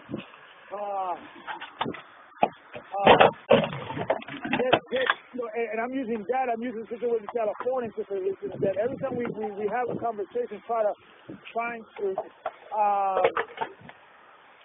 get our head in a grip of something, that we hear the same story every single time. What scripture is that? Explain to me elders and that. And the thing is getting very frustrated. Like everybody that we send to Canada, for instance, right? We send them. Those from the work of Elder Ricard. It's on video. You get what I'm saying? So those are GOCC. So those are our work.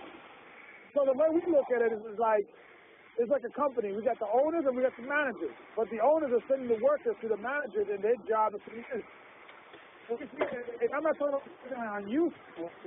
And me venting out is that when we're trying to make a second decision, we have to have like 3 hours conversation about why we're doing it with the membership there, with the leaders there, not even the membership.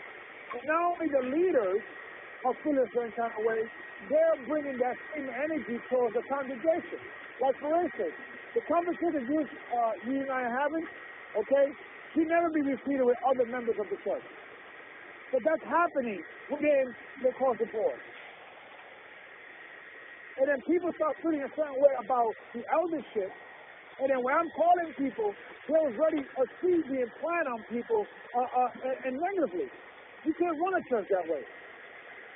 And I have said this before, and I've said it again. That's our biggest problem, to be honest with you.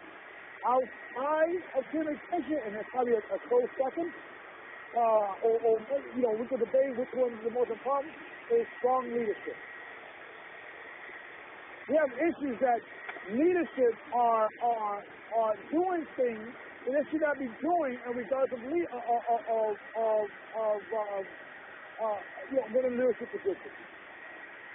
Well, I hope, brother, that the Bible says you've been appointed as a deacon for Elder Gabar, correct? Yeah, you say that last part again? I didn't hear it. Mine says you've been appointed as a deacon by Elder Gabar, correct? I'm not a deacon. I'm just an officer. Okay, you've been appointed as an officer by Elder Gabar, correct? Well, I mean, he's the one that did appoint me, but in all honesty, I say the Most High did, because I got to do this work, man. I got to do this work one way or another. But yeah. But I'm just clarifying what you're saying. I'm not gonna sit here and make a claim or statement that I don't know to be true.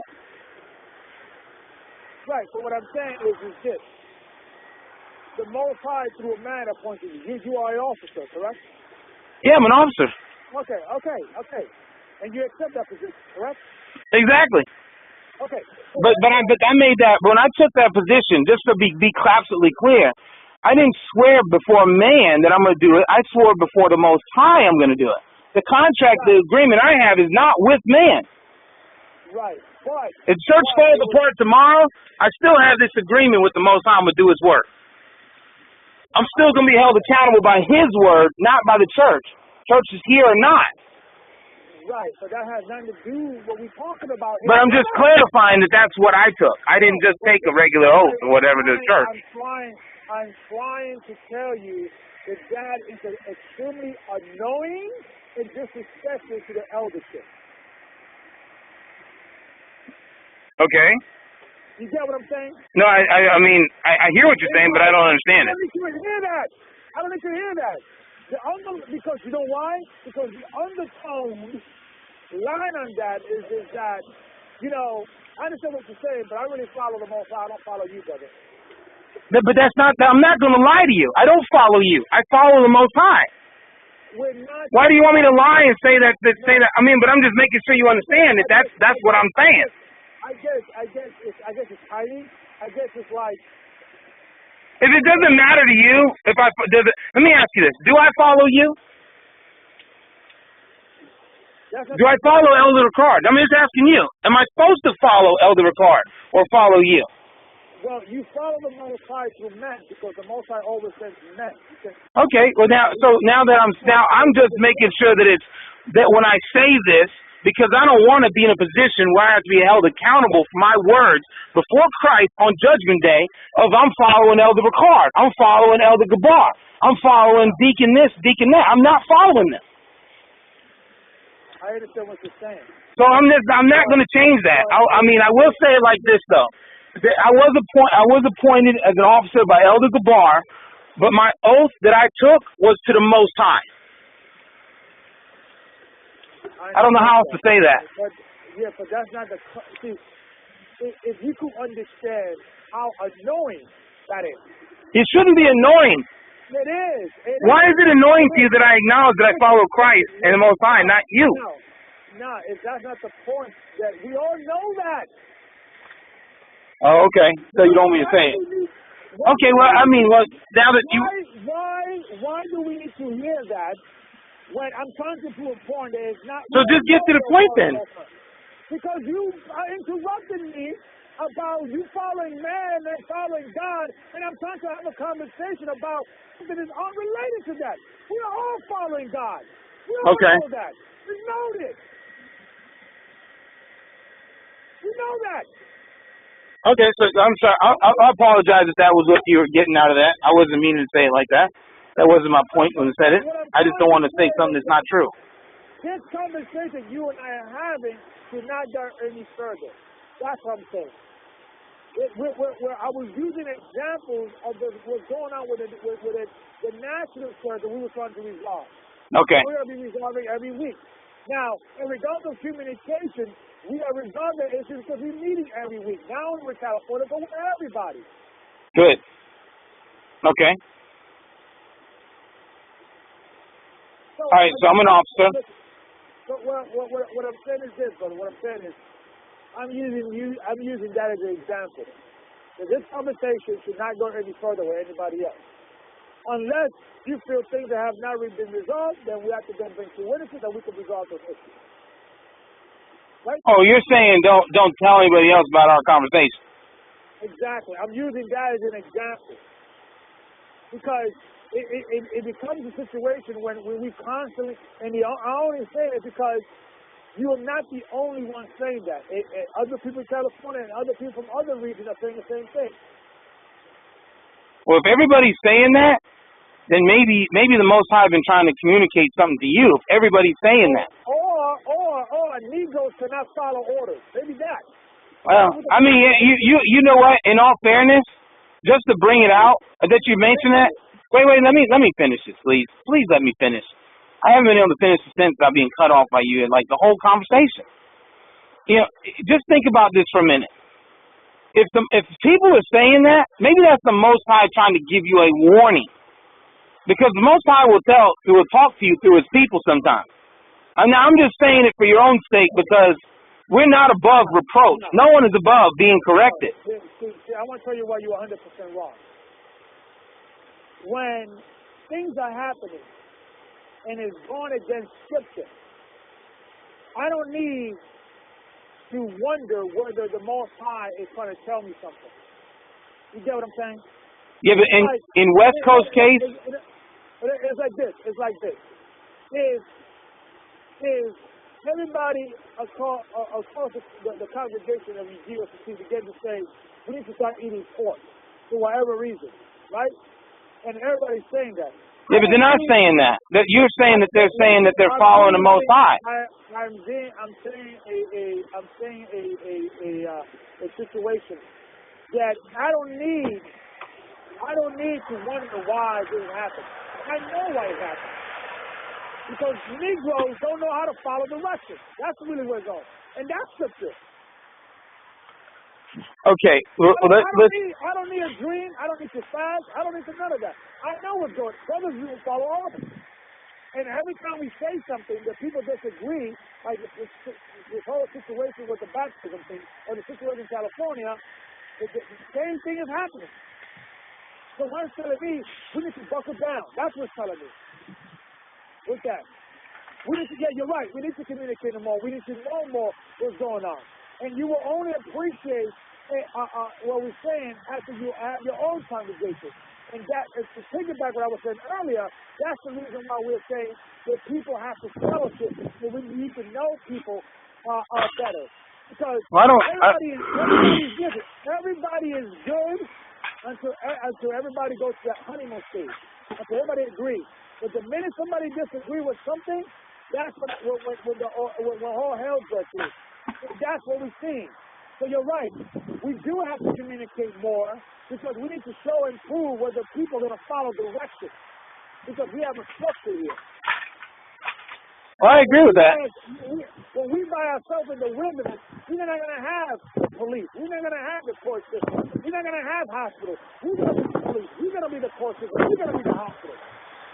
And you realize, right? And the only way this will work, people have to follow direction. Elder Gabar, you also realize it's not going to be only GOCC out there in the wilderness.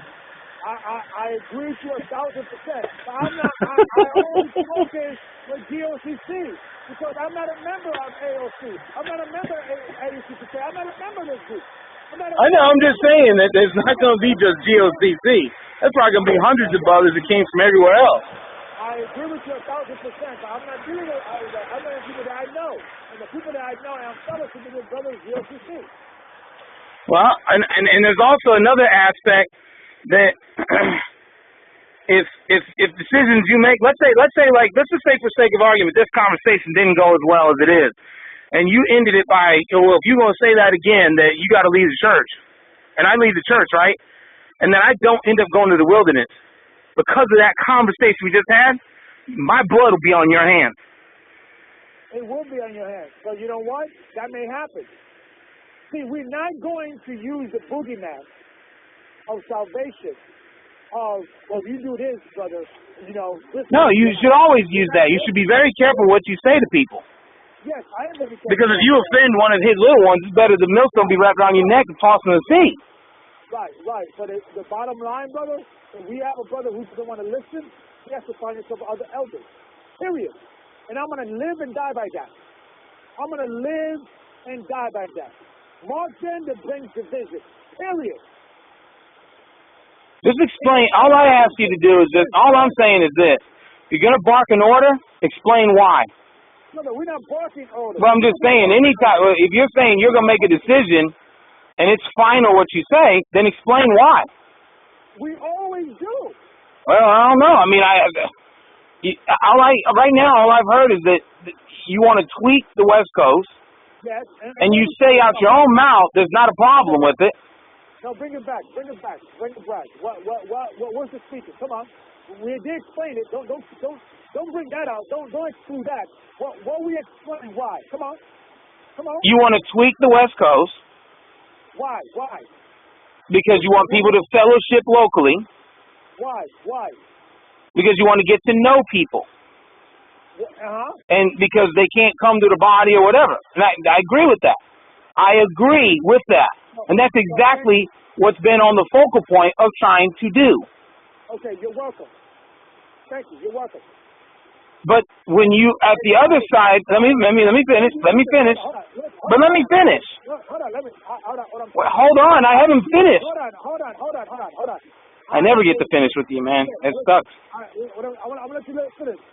Out of your mouth, I explained what is to be changed. I explained why, and you disagree. You're welcome. Thank you. I disagree? I didn't disagree. No, what I'm saying is, I explained to you what is to be changed. I explained why it needs to be changed, and you agreed. You're welcome. So what's the problem here? I don't know. I'm not the one been talking. You're the one been yelling at me and getting loud and very disrespectful. And I'm sitting here just trying to ask a question and communicate what I'm seeing here. And you don't even, you know, if you're going to fall into, I got to listen to what you say, then I'm going to immediately go back to obey God rather than man. Because that's what I'm hearing. Now, what I'm hearing, well, hold on. I'm going to call you right back. All right, do you think? All right. Okay. So work on the church locally in the local areas and do whatever I can do to help out with that. No problem. Right. And that's what we're trying to say. We were not saying we were doing anything wrong per se or what have you. But the situation is that when we have seen something and we need to see something to change, it doesn't have to be a 3-hour conversation. That's what I'm saying. And it's something as insignificant as this. Like, I pick my battles with other records. You get what I'm saying? There should be no battle. No, but I do. I'm telling you how it is. I pick my things. I'm on a situation because I understand. Well, this is general. Because we as people have to learn how to work within a system rather than working outside the system. And there's different personalities. There's different, like sometimes go to the bar. People he rubs people the wrong way. And I tell people that you have to deal with him because you could be in a job, right? And you may be in a situation you don't like your boss, you can't work with him. So in this part, and the same thing still apply with his church. There's going to be certain people or whatever, people in there that want to skeleton. Let that be on them. Now, I'm not saying there's not protocol for you to address some issues because they have been, right? And we still have to work together despite our disagreement in regards to administration. And a lot of it is a lot of administration that the scripture gets thrown in there, and it doesn't have to even be there. Because the law is righteous if you use it righteous. But if you use it for striping, it's not, you see what I'm saying? Like, if we have a discussion about starting a business, and we disagree on how we should run, and we're already heating one another. One of the biggest mistakes our people do, we start throwing scriptures in there, which I understand the essence of scripture and all that, but sometimes when you're trying to prove a point by scriptures, it becomes a situation that you're not doing what you're supposed to be doing. Like, you know what I do now? And this is that works. I quote scriptures without quoting scriptures. I will say it in a different way to try to seem like it's not a scripture. Because it makes sense. Because if I'm bossing scripture to argue, I can come across as sometimes that doesn't work. And when we have a discussion about how we should do it in this way and the other, right? It should not be, well, I'm doing the way the scripture says I'm doing it. Or we don't need to hear that. You see what I'm saying? Because it becomes a thing. Now we have to open the Bible and I said, brother, just respect that we've been doing it a little longer. We understand how it is. And more importantly, and we cannot take that for granted, the people that are coming into the flow is because we are sending you guys to the flow. So if we are telling you this, that, and the other, and you don't want to change those things, then we can't work together. I'm going to say to another brother who will listen to what I'm saying. Because ultimately, They reach out to us, not you guys. You get what I'm saying? So there has to be some level of respect with that. And then if you wait. You said it's for you to decide and not us? Well, what? I'm not what you said. I thought you just said something about that's for you to decide. It's not for us to worry about. Worry about what? I don't know. I'm just clarifying what you just said.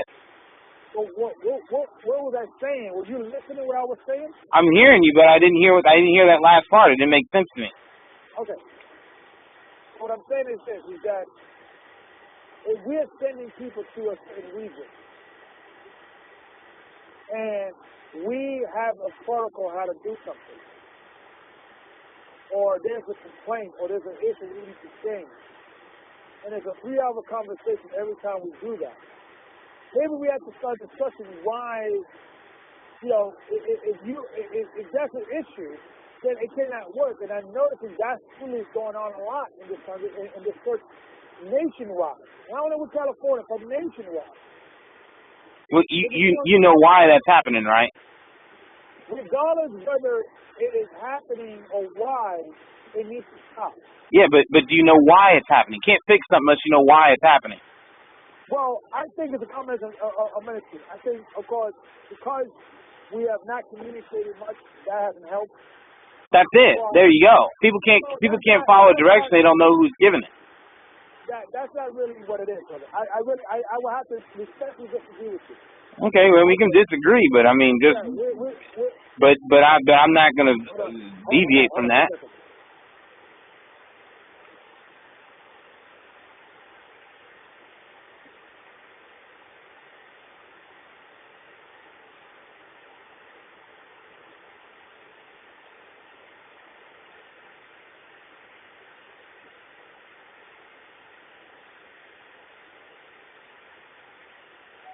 Okay. Well, that is true, but there's always been an issue within. Well, that's inherent in Israel. Israel's always stubborn. That's the fact. There's no getting around that. But it doesn't change the fact that when there's a lack of communication, stubbornness only magnifies the problem. It doesn't. It's not the reason for the problem. The reason is because everybody that's in the church right now, if they're an elder, a deacon, or officer, this brother's already trying to follow the truth. He's already trying to follow the truth. You can't deny him that. He's trying to keep the law, the statutes, and so on and so forth. So it's not about him being stubborn, but if there's no communication, why would he follow anything being said? There's nothing to follow. There's no way to get to redress a grievance. It's just like, and I'm gonna use this as a perfect example. The scriptures tell you don't go and sue somebody in regular court outside of the church. Well, the church don't have an ability to resolve a problem. It doesn't have it. So you can't tell somebody they can't do that because you're not providing it for them. So if there's no communication, stubbornness is only going to amplify the problem. You got to have the communication. Well, okay, I'll give you that. All right, but the communication is going to be resolved. So therefore, everybody has to then work on their stubbornness. No, stubbornness will come in line anyways. As soon as you start communicating and everybody's on equal footing and can speak, that will resolve itself. Because anybody that's not going to follow and communication lines have been established and they're working and people are having mutual respect and they recognize that this is the Most High, it's not us. We are pawns in this thing. I don't care what title you have. You are a pawn in the Most High's work. And that's what needs to be, that needs to be understood across the board. And at the same time, there needs to be communication because the Most High doesn't choose one person to work through. He chooses every one of us. That's why we all have the Holy Spirit. We all have to work. So you don't know what's coming from who.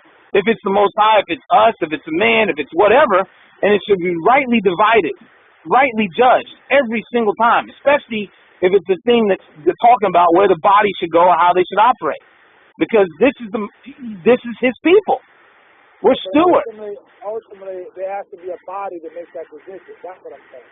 And that's where the communication comes in. Once the communication has been established, then you can start talking about if somebody's being stubborn. Then you can start talking about if things are not being addressed.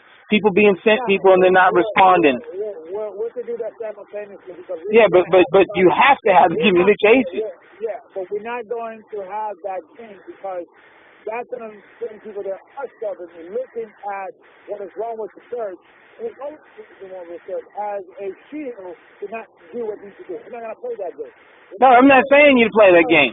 I didn't say that.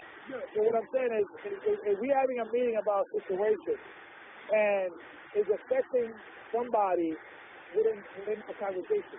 You know, we're having a generalization meeting about multiple things. Because the meeting was going fine until this thing with the local thing started. I'm telling you. The meeting was going fine until this thing happened in regards of, and it was everybody within California. We were talking about having a Passover maybe, you know, in Florida. We were talking about hurricanes. Everybody was cool until we began this situation. That goes to show me there's a pattern there.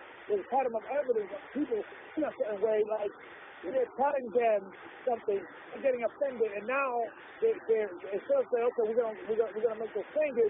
Well, we have to deal with communication. We have to deal with this, that, and the other. Matter of fact, you know, they make sure we're doing here. I was like, brother, we're not talking about that. And the bottom line, brother, people got offended because it's something that we were discussing among a plethora of things dealt with your particular situation, and people got offended because. For whatever reason. That never really happened. So, I mean, just out of curiosity, what issue was brought up that led to any problems? I mean, just if you don't mind me asking. Specifically, what was it that started the argument or the dissemination or whatever you want to call it? Dissemination is that we're going to be we're going to be looking at every area. And there may be some changes, and this is like the middle of the conversation. We were having we were talking about certain situations. So we were talking about going forward. There were going to be certain things, and then we addressed some of the concerns that is not only deal with California about the whole conference thing. Well, I mean, just to be specific about California, because I'm not. In all due respect, what's going on in Canada, I can't even think about because I'm not in Canada. What's going on in Chicago, I drive through there, but But these brothers ain't communicating to me, so I don't know. I'm curious about California. Hold on.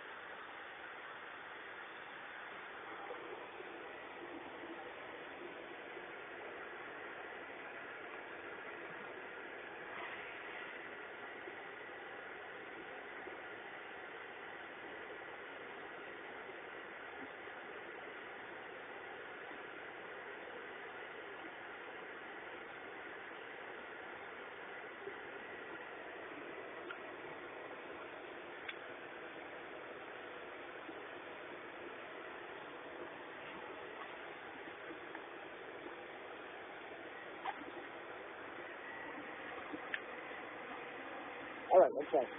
All right. So, just specifically California, what is the issues and concerns and that have come up in California that need to be addressed? Like seriously, what are they? I just want to know, is it something? I mean, anything, whatever it is. No, it wasn't really anything specific. Like we were generally talking about, and I think it was Elder Ricard. He was generally talking about how we're going to do things. So it wasn't specifically dealing with California. It's not like, okay, now let's talk about California. We were generally speaking, and then the Californians began to respond back because they felt things should not have been changed. That's the whole situation. So, but what though? That's what I'm asking you. What is the things that should be changed? Well, because you mentioned that people should focus on the local fellowship. All right. Well, I mean, where it's reasonable, yeah, of course, do it. But where it's not reasonable, now then what? I mean, you can't tell somebody to do something where it's not reasonable. Like you couldn't tell me to work on a local fellowship. if you even thought of saying that, you can leave the church. If you don't do that, then I'd leave the church. But I can't do it. So you're a brother. I already mentioned that. That would apply to you. Yeah, but I'm just saying. And I also understand certain geographical problems with dealing with California that you can't deal with, that you don't have to deal with in other parts of the country. I mean, the bottom line is this word going out? Are we getting the people together? Are they starting to learn who each other is? Are they showing accountability? Are they keeping the laws to the best of your knowledge? That's what matters. If you have a way to do it, do it. Right. I understand what you're saying. But we were discussing that. And if California is a unique situation. So then deal with it uniquely. Okay, so there was an absence of, let me just say one thing real quick. Prior to a year ago, there was an absence of leadership in that area. I didn't tithe because I didn't know who to tithe to. And I wasn't going to send, I'm not sending my money across the world. I'm not going to do that because I don't know what's going on. And I know, in all honesty, I didn't feel that there was anything going on that I could be a part of. 2 seconds, brother.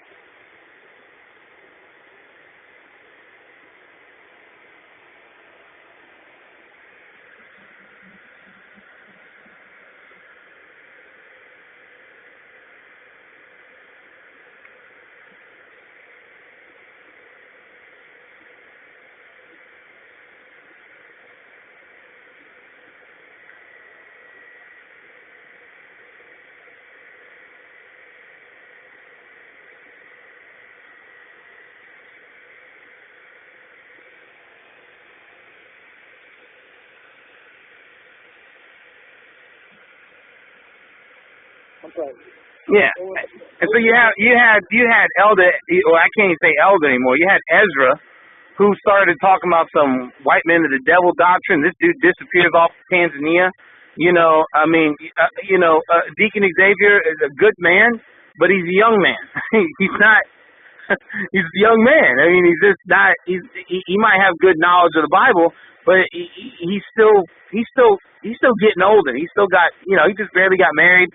So, I mean, there was an absence of any kind of structure, not just California, but the entire Western hemisphere of the country. There is nobody there. So, and when I would reach out to you and I'd reach out to some of the other people, I wouldn't get no answers. Do you know who appointed Gabar? You know who vouched for Gabar? No. Who vouched for Gabar? Me. And you did a good vouch. And that brother, so far as I've seen from him, because I talked to him. I've met him, sat with him, broke bread with him, went to the Passover with him. This brother instills, you need to keep the commandments. Don't follow me. Don't worry about what I'm doing. Don't try to mimic yourself with me, because if I disappear, you need to keep following the Most High. That's what he says, over and over and over again. I don't hear that coming out of even some of the brothers in the church. So, you vouched him. Yeah, brother, what in God's green are you talking about? I'm saying, wait, just to be clear on what I said, what that brother is teaching and how he does it, it was exactly what I needed. It was all praise to the Most High. He came in and did that because I needed somebody to really hit the word. I thought you didn't follow, man. What happened? I thought you didn't follow, man. Wait, you're not hearing what I said. I'm not following, man. I said you made a good decision with that brother. Yeah, so what's the problem? So when we having a conversation now? Yeah, you made a good decision with that brother. He teaches to follow the Most High, 100%. So are you trying to find we don't teach that? No, everybody teaches that, but he teaches it. He teaches it to the point where everything you do is not about with the church. It's not about with him. It's about between you and the Most High. When you make a vow to do something, recognize that is something you're doing before the Most High. It's not before me. It's not before the church. It's not before Elder Ricard. It's before the Most High. You better keep it because the Most High will not be played with. Don't mess with him. That's if you're gonna do it because of him. Are you saying we're not teaching that? No, I'm not. No, you're getting defensive. You're getting defensive. I didn't say that. I'm not saying you said that. I'm just saying, listen to what I'm saying. Without getting defensive, all I'm saying is that's what he's teaching and how he's teaching it. I'm not. So then it's not a point of contention. If he is saying what we're saying, then there's no reason for you to say it because we're saying the same thing. Okay, well, I'm not saying. I'm just saying that he brought that through because I wasn't learning that prior to him saying that and really getting the point across because the people that were. Let me finish. Please let me finish. Let me finish. Elder Gabar, you got to start having some respect for me. I'm a man, okay? So when I'm trying to speak, stop cutting me off. Stop saying disrespectful things. I'm not disrespecting you by me talking. I mean, I didn't say, no, listen to me. I didn't accuse you of anything. I didn't say you. I didn't say the church. I didn't say that. What I said was, and hopefully I can say this, is that prior to Elder Gabar coming in this area, there was an absence of any kind of authority. An absence. There was nobody. There was nobody to go to. And the teaching that brother is bringing forth is straight out the scripture. He's even getting everybody that comes in. You need to vow before the Most High you're going to do what's right. Not because of the church, not because of him. Do not look at him. Look at the Most High. If you making this vow, it's because you following the Most High. Right. And that's what he was showing. And when he said those things, it really brought it real to me that this is a work that I have to really get going. I need to really step up my game because it ain't about the church. It's about the Most High and what he wants me to do. So get real. So that's what, when you brought this brother over here, that's the understanding I got because of you bringing the brother here. So that was a great decision. All praise to the Most High that he gave you the wisdom to see that. Right. So but what you're saying is that he's bringing out something different. See what I'm saying? It's like there's nothing different. It's just he's local. I'm a straight shooter. Well, hold on 2 seconds. I bet you like this. If I was in your area, you'd have done the same thing. But I'm not in your area.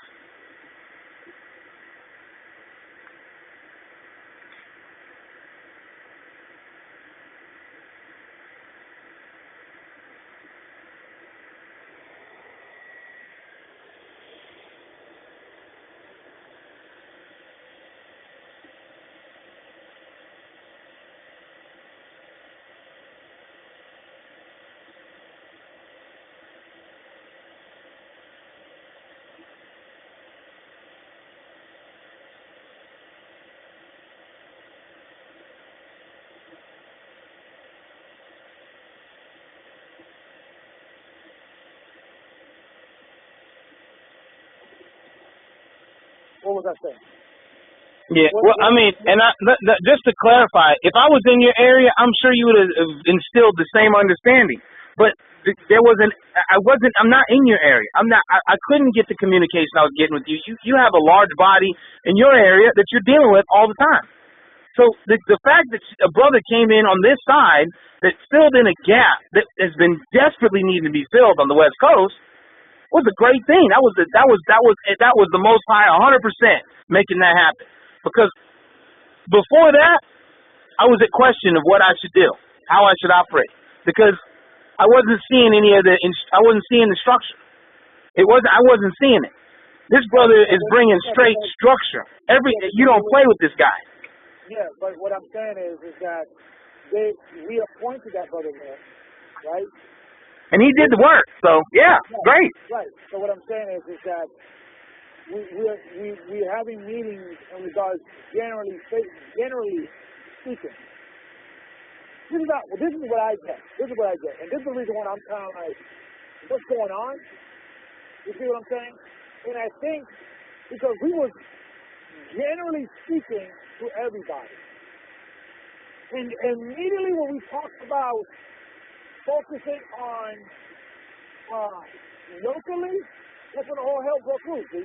I'm being straight up with you.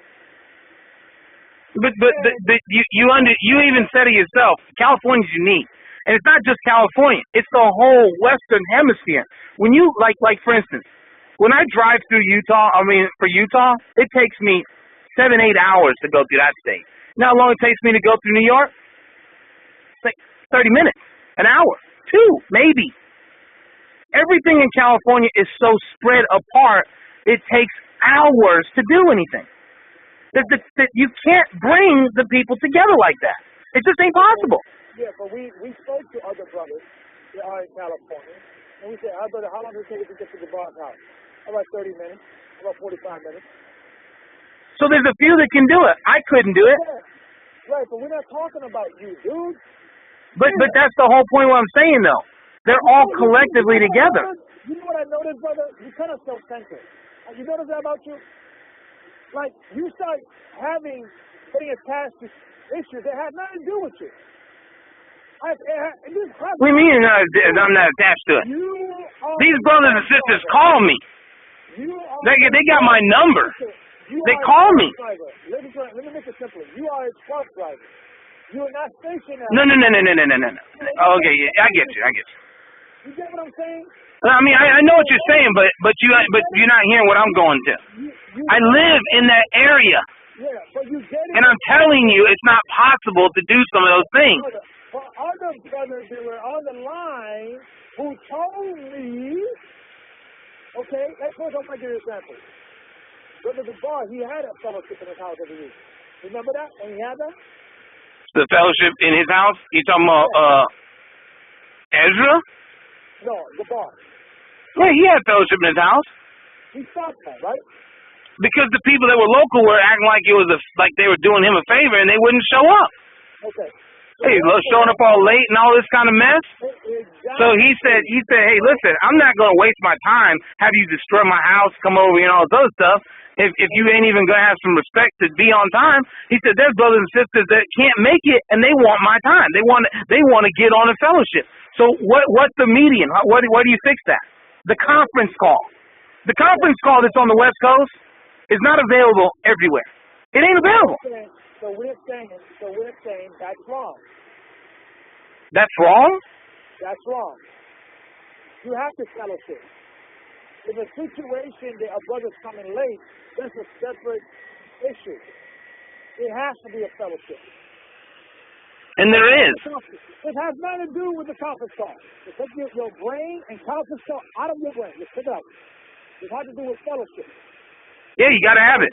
But I agree with you, though. Right. So regardless whether, and that's a misunderstanding because we were going over the situation and we were telling people, okay, brother, like for instance, the people coming in late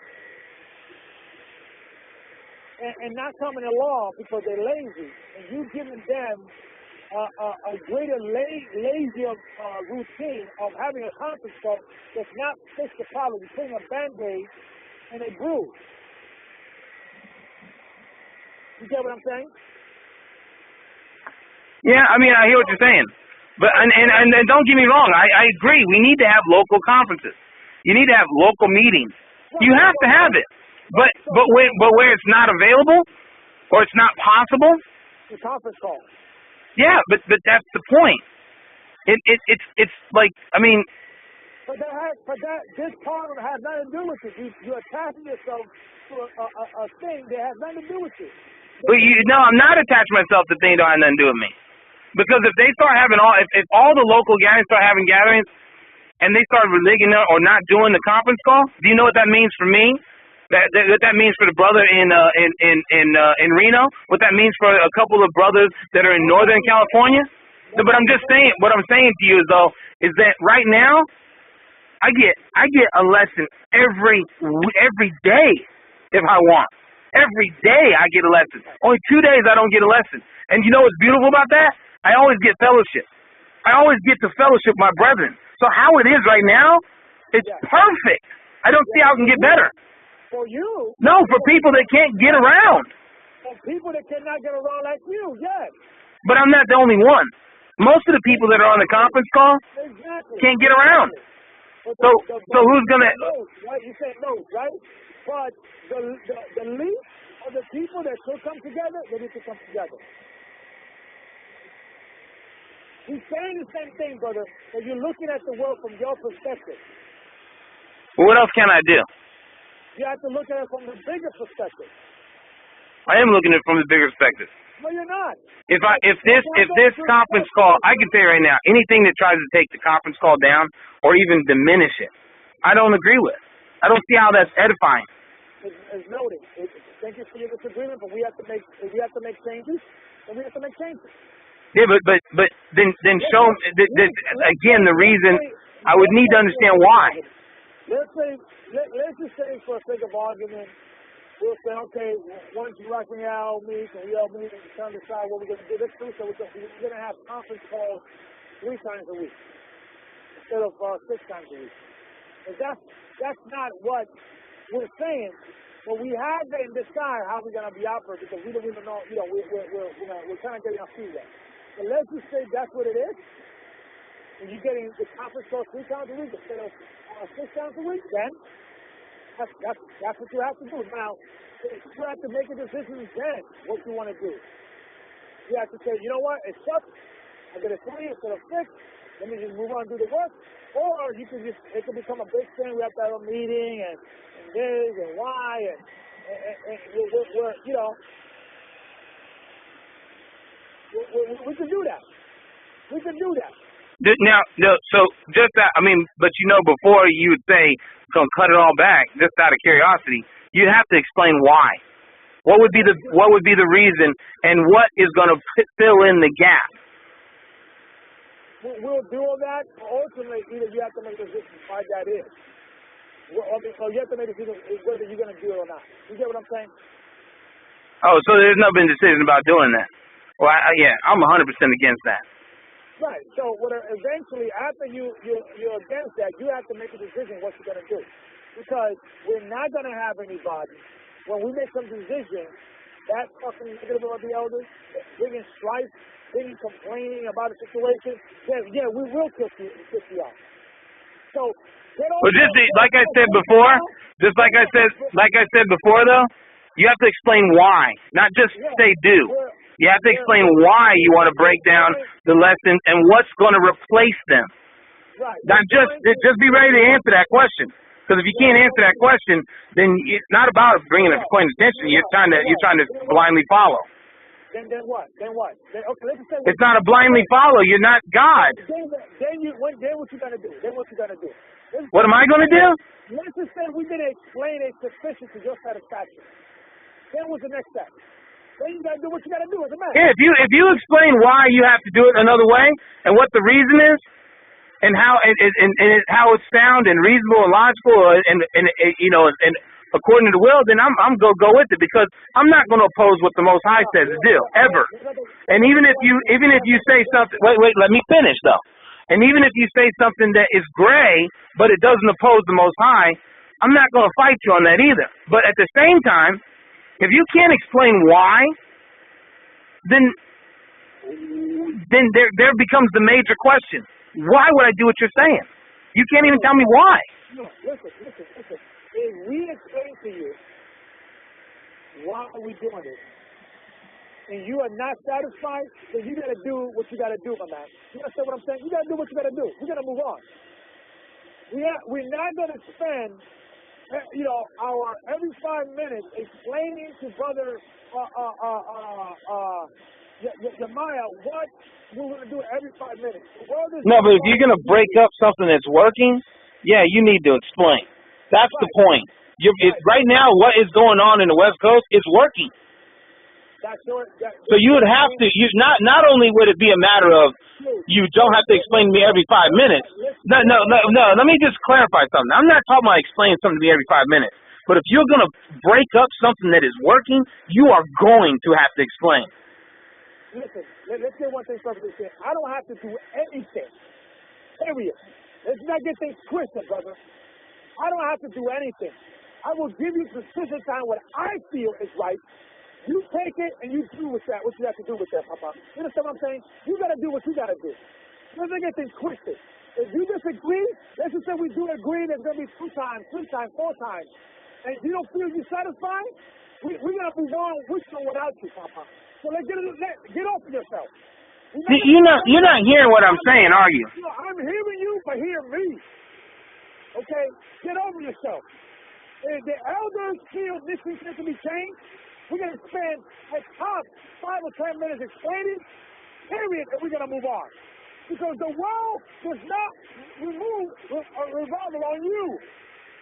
Get over yourself. So I'm done with this conversation, because I'm sick of it. I'm sick of it. Everything we have to, we can't do anything. We like walking on eggshells. Everybody's a prima donna. Everybody feels they can do it better. So do it. That's the way you feel. Find your own church. Do your own thing. We can be friends. We don't have to have on these sides. We can be cool. I'm friends with other members of other church. We cool. Because they're not trying to impose their will upon me. You're not going to have that. If the elders tell you something, we don't have to explain every single thing. That's not going to go down. That's not going to go down. First of all, and then, no, I'm gonna say something. I'm gonna say, listen to me real carefully here. Do not yell at me ever again. Okay? No. I'm not your child. Listen. You were screaming at me on this phone. I just turned the volume down. Yes. I'm gonna scream at you. Elder Gabar, listen to me when I say this to you. Do not scream at me. I'm not your child. I'm just wanting to point out that real quick, and I want to say something to you. So if you... I'm going to scream at you. So you got to deal with that. Deal with that. I'm going to scream at you. If you're going to, if I can make clear, I'm going to scream. So you got to man up and accept that. I am going to scream at you. You got to do what you got to do, Papa. I am going to scream at you if you come across this church and bring in all kinds of strife. When am I bringing strife, Elder Bar? No, you tell me. No. You bear witness before the Most High right now. What strife am I bringing to the church? Brother, be clear. I want to hear it. Listen, as God is your witness, what strife am I bringing to the church? Okay, we spend about 3 hours in the meeting. No, I'm not worried about the meeting. I'm talking about me right now. What strife am I bringing to the church for you to scream at me? If you be quiet, I'll explain. But then talk about me. I want to hear it. Right. We spend 3 hours, 2 hours of the 3 hours solely dealing with Californians getting offended about we may have to make some changes. That's the strife that we're not going to tolerate. We'll spend 5 or 10 minutes tops on a subject and we're going to move on. Period. That's strife. That's the strife that you give it. And if we're going to be in a situation, brother, that I got to say that, yes, you're going to hear me screaming, brother, and you got to do what you got to do. After 5 minutes, I have to go back and forth for somebody that I am overseeing, that I'm an elder, trying to find yourself another church. I'm not going to do this anymore with anybody in this church. Period. I'm not going to be spending almost an hour discussing a conversation with a brother that we're trying to make something better. I don't care whether you think your way is better. I don't care. Ultimately, brother, it's our decision what we're going to do. We are concerned about your concerns. We want to hear it, but we're not going to spend it 3 or 4 hours about having a conversation about whether we should have 2 or 3 or 4 days on the conference call versus 6. We're not going to do that, Ox.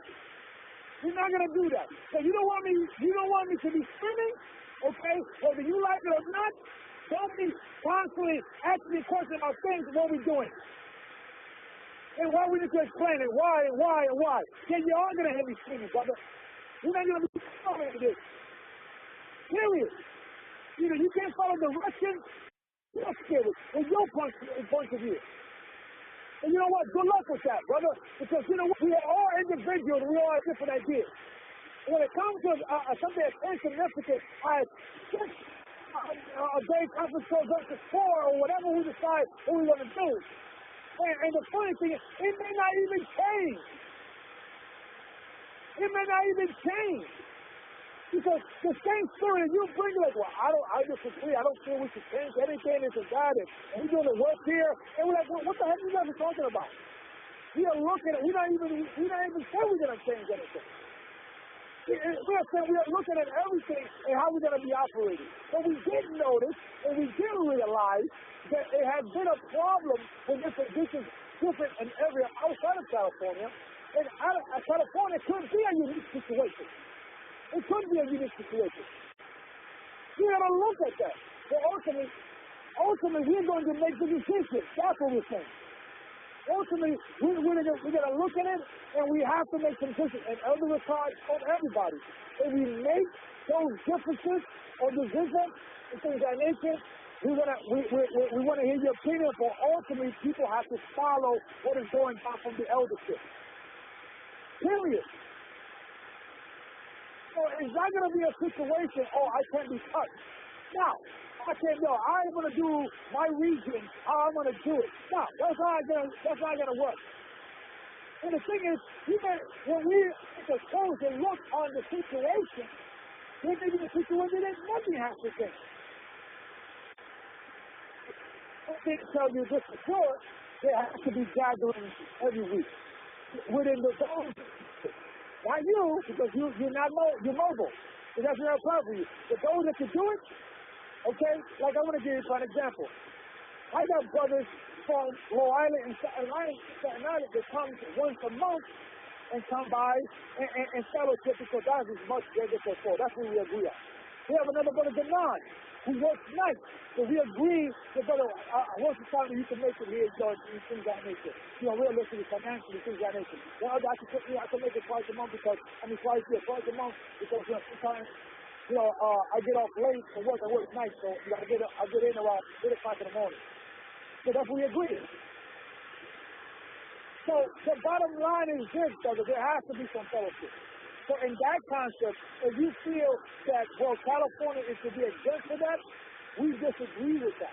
I didn't say that, though. I've never said that.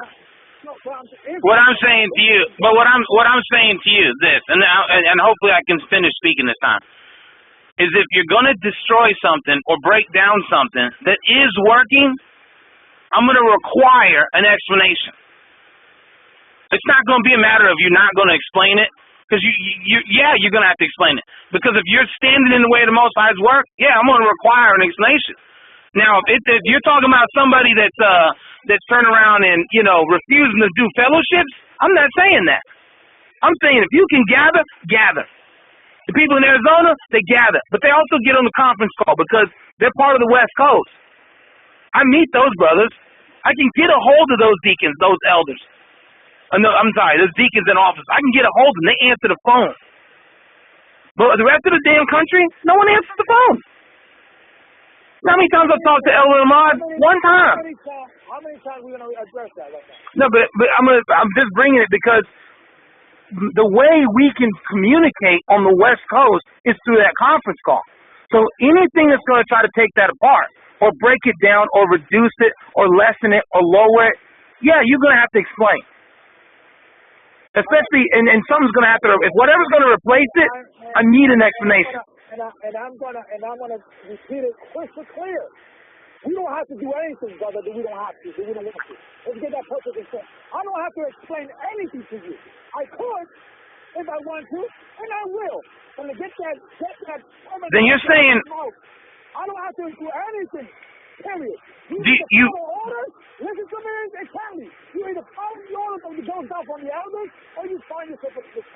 Whether we explain it or we're not. Period. We don't have to do anything we don't want. The only will that I have to do is from the Most High. I don't have to do jack squat. So let's get that perfectly clear. Even Christ. This is the person we follow, right? Christ asks questions. People ask Christ questions. He answers.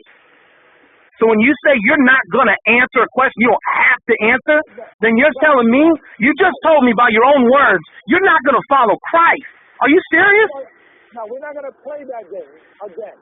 Every single time, like I said, if we go down, like for instance, I'm going to give you an example. Okay? Because I see what is going to happen. I see how it's going to go down. Let's just say we make the decision and breaking it down to 3 times a week. In the same way we made the decision on stopping the baptism in Canada until we have a meeting. We had to have a meeting. And this is what is going to stop, and I don't care. I don't give a rat's butt whether you think they're going against Christ. You own that. When you and I are standing before Christ, if I'm stand corrected, then I'll stand corrected. So we're not going to be having meetings about running this church. We're not going to do that. We're not going to do that. We need to run this church. The officers need to just follow orders. Well, I can tell you right now, that's one thing I have to say about. Let me say something real quick, please. Listen to this. If you want to have a conversation later, okay, about, hey, I'm curious, why you trying to do this? We did it, okay, why you said, why are you trying to do that? And we can have the conversation. But it's not going to be a situation that we're going to be only doing something until we get a clarified answer. We're not going to do that. And it's something as insignificant as your conference call, we're not going to do that. It's not insignificant. It's insignificant. Wait. The conference call is not insignificant. It is. It's not. No. It's in. I don't care if it's insignificant to you. That's where I get my word from. I get my teaching from that conference call. It's not insignificant. If you take that away, may Most High have mercy on your soul, because you're cutting off the word of God. You're not feeding the sheep. You're cutting it off. So you better explain why. Or I won't do it. You can't. If you're going to tell me to do something, go against Scripture, in even the slightest sense, and you ain't going to justify why, I'm not going to do it. I would never do that. Because I have to be held accountable for the Most High, not you. Yes. Listen, brother, I'm not having a biblical discussion about that. But it is biblical because it's a church. I'm giving you how it's going to go down going forward. You're not going to stand for it, brother. You're not going to stand for it. You know what? Listen, Elder Gabar, I got to be able to speak, dude. You're killing me with not letting me speak. I agree with you. You don't want, if somebody's going to talk some dissemination stuff and they're not going to follow through and and then you've explained it and what's going on and they turn around and say, nah, I ain't doing that, I agree with you. Yeah, that dude needs to go. He's a heretic. He's a problem. But if you try to dictate an order or a command and you can't justify it, then you're the one that's wrong, not the one that you're telling. You're the one that's wrong. So that you got to meet it both ways, because at the end of the day, everybody in this church is not your sheep. They are the Most High sheep. I'm trying to tell you, we are disagreeing with that. If you listen to the words I'm saying, if I boss or order to you, you got to follow it, regardless whether you like it or not. We could have the discussion later, but you got to follow it. So regardless whether you're going against, I see that you feel that I'm going against churches, I do not care about that. You got to either follow the orders or you find yourself another church. Okay? You understand? Now, in the game, and you say, Gabar, I respect you, brother, but I'm not going to follow that, so I'm out the church. Then we can shake hands, we can be brothers, real good. Either people are going to follow orders or they're not going to be part of the church. Period. And you feel that now, you have the right, the freedom, the privilege, the sovereign right to not follow the order. You can be part of the church. Period. I'm just going to say this. I really hope you're careful about where you go with this, because all the teaching and fellowship I'm getting is not coming from you or Elder Ricard or anybody on the West Coast. I mean, the East Coast. It's all coming from the West Coast. You're getting ready to. I hope you don't cut the church in half with this. I really hope you don't. I pray to the Most High, please give Elder Gabar and Elder Ricard your wisdom to deal with this properly, because I don't want to see a division that cuts the church in half. What you got to do is this. Either you got a choice. You do realize, right? I just want you to. I'm just going to say this to you. You realize that the line that you're going on right now is going to end up cutting a whole section of the church away from the church. You're going to create a division. If that happens, I'm comfortable with that. Why? I'm comfortable with that. Because people need to follow orders, period. I understand following orders. I'm not getting wrong with that. No, you don't. But you don't. There is nothing you do blindly though. Yeah, there's certain things that do blindly. What? Give me an example. Give me an example of somebody in the church or in the Bible following an order from another man blindly when he questions what's going on. Right. In the same way when Christ, when the disciples did not receive the Holy Spirit yet. Yeah, they didn't understand what's going on. But Christ, you're not Christ. So I'm asking you an example of another man, like me or you, ordering somebody else. You're saying in the Bible. So now you say you want, I'm giving you something in the Bible. Now it doesn't fit your you know what I'm doing. So now you're gonna play games. Oh, give me a man because you're not Christ. I want a specific example in the Bible where you're ordered to do something by another man that you're supposed to do it, and if you don't do it, it's a sin against God. Right. I'm gonna give you when Paul says, "Be followers of me as I am a follower of Christ." And then he also says, if I'm doing something that's not right, a piece of another gospel or another doctrine or anything that's wrong, don't follow me. Right, exactly. So what you have to decide whether when I tell you, hey brother, 3 weeks from now or 4 weeks or your Rock and Yell or Elder Ricard, what we're going to be doing in California, we're going to be doing 3 times a week fellowship, conference, and then the other we're going to be doing this, that, and the other. And if you feel that is not of the Most High, and you don't explain to you properly, and yada, yada, yada, then you have to make this decision. Either to follow us or follow your own personal whatever. So we can be cool, it doesn't have to be, but we're not going to be spending what we're spending because I've seen a pattern here. You get what I'm saying? What are you sending to the West Coast? Meaning, I'm sending, again? You see, I didn't hear you. I said, what are you sending to the West Coast? We're not sending anything. But what I'm saying is that we're having a meeting across the board with everybody. Well, and just to be clear, I'm in agreement that you don't want to just create dissemination.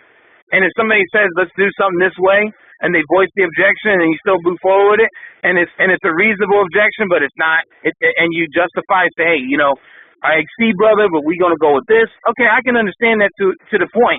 But something that's working, and you're going to dismantle it, you're going to have to explain. I mean, and that's only reasonable. Even government explains why they take something apart.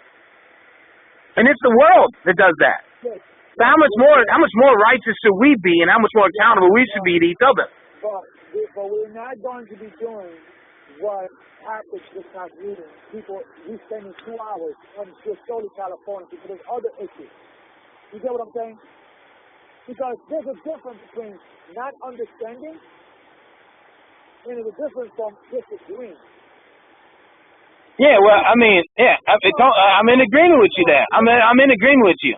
But I'll tell you like this: before you even consider the idea of trying to cut it off, the conference call, why don't one of you elders, call in and listen in? If you're gonna cut something off, at least know what you're cutting off. I've never heard any of you guys call in. We've done that. You're right, we've done that. We've done that. Well, I'm saying all of you. If you're gonna make a collective decision to cut something off, know what you're cutting off. Right, brother. Listen, we're going to do all of that. But the bottom line, at the end of that tunnel, there are some changes. We're going to make those changes. We're going to explain why, and then we're going to move on. Yeah, well, I'm in agreement with that. As long as there's explanation, if you're going to do something, I'll do that. I won't fight with you on that. But you order something and not give an explanation, and it's questionable to me. No, I'm not going to do that. And if you even expect that, then there's something wrong with you. No, listen. There's nothing wrong with me. I disagree with you for that statement. If I bark our orders and I told you something, you have to do it. I don't have the time at that particular time to do you something, then you have to still do it. Then we could do it. Yeah, give me an example of something that you could bark that I should not have questioned you about. Whatever it is. Dismantling dismantling the classes. Obviously, you're going to have to give an explanation because if you didn't, you would immediately divide the church. You would immediately cut the church in half. You did that without explaining why. You would have just cut a whole bunch of people right out of the church. You would have, yeah, that would have been horrible. Well, I think I explained. I think I spent that 2 hours explaining to you. No. I'm just saying. I'm saying if you did that without explanation, that's something that requires an explanation.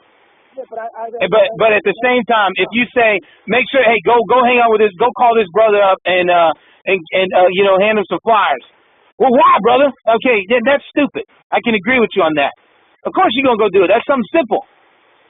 But when it comes down to making executive decisions on the format and structure of a body that lacks communication, and you just barking orders, no.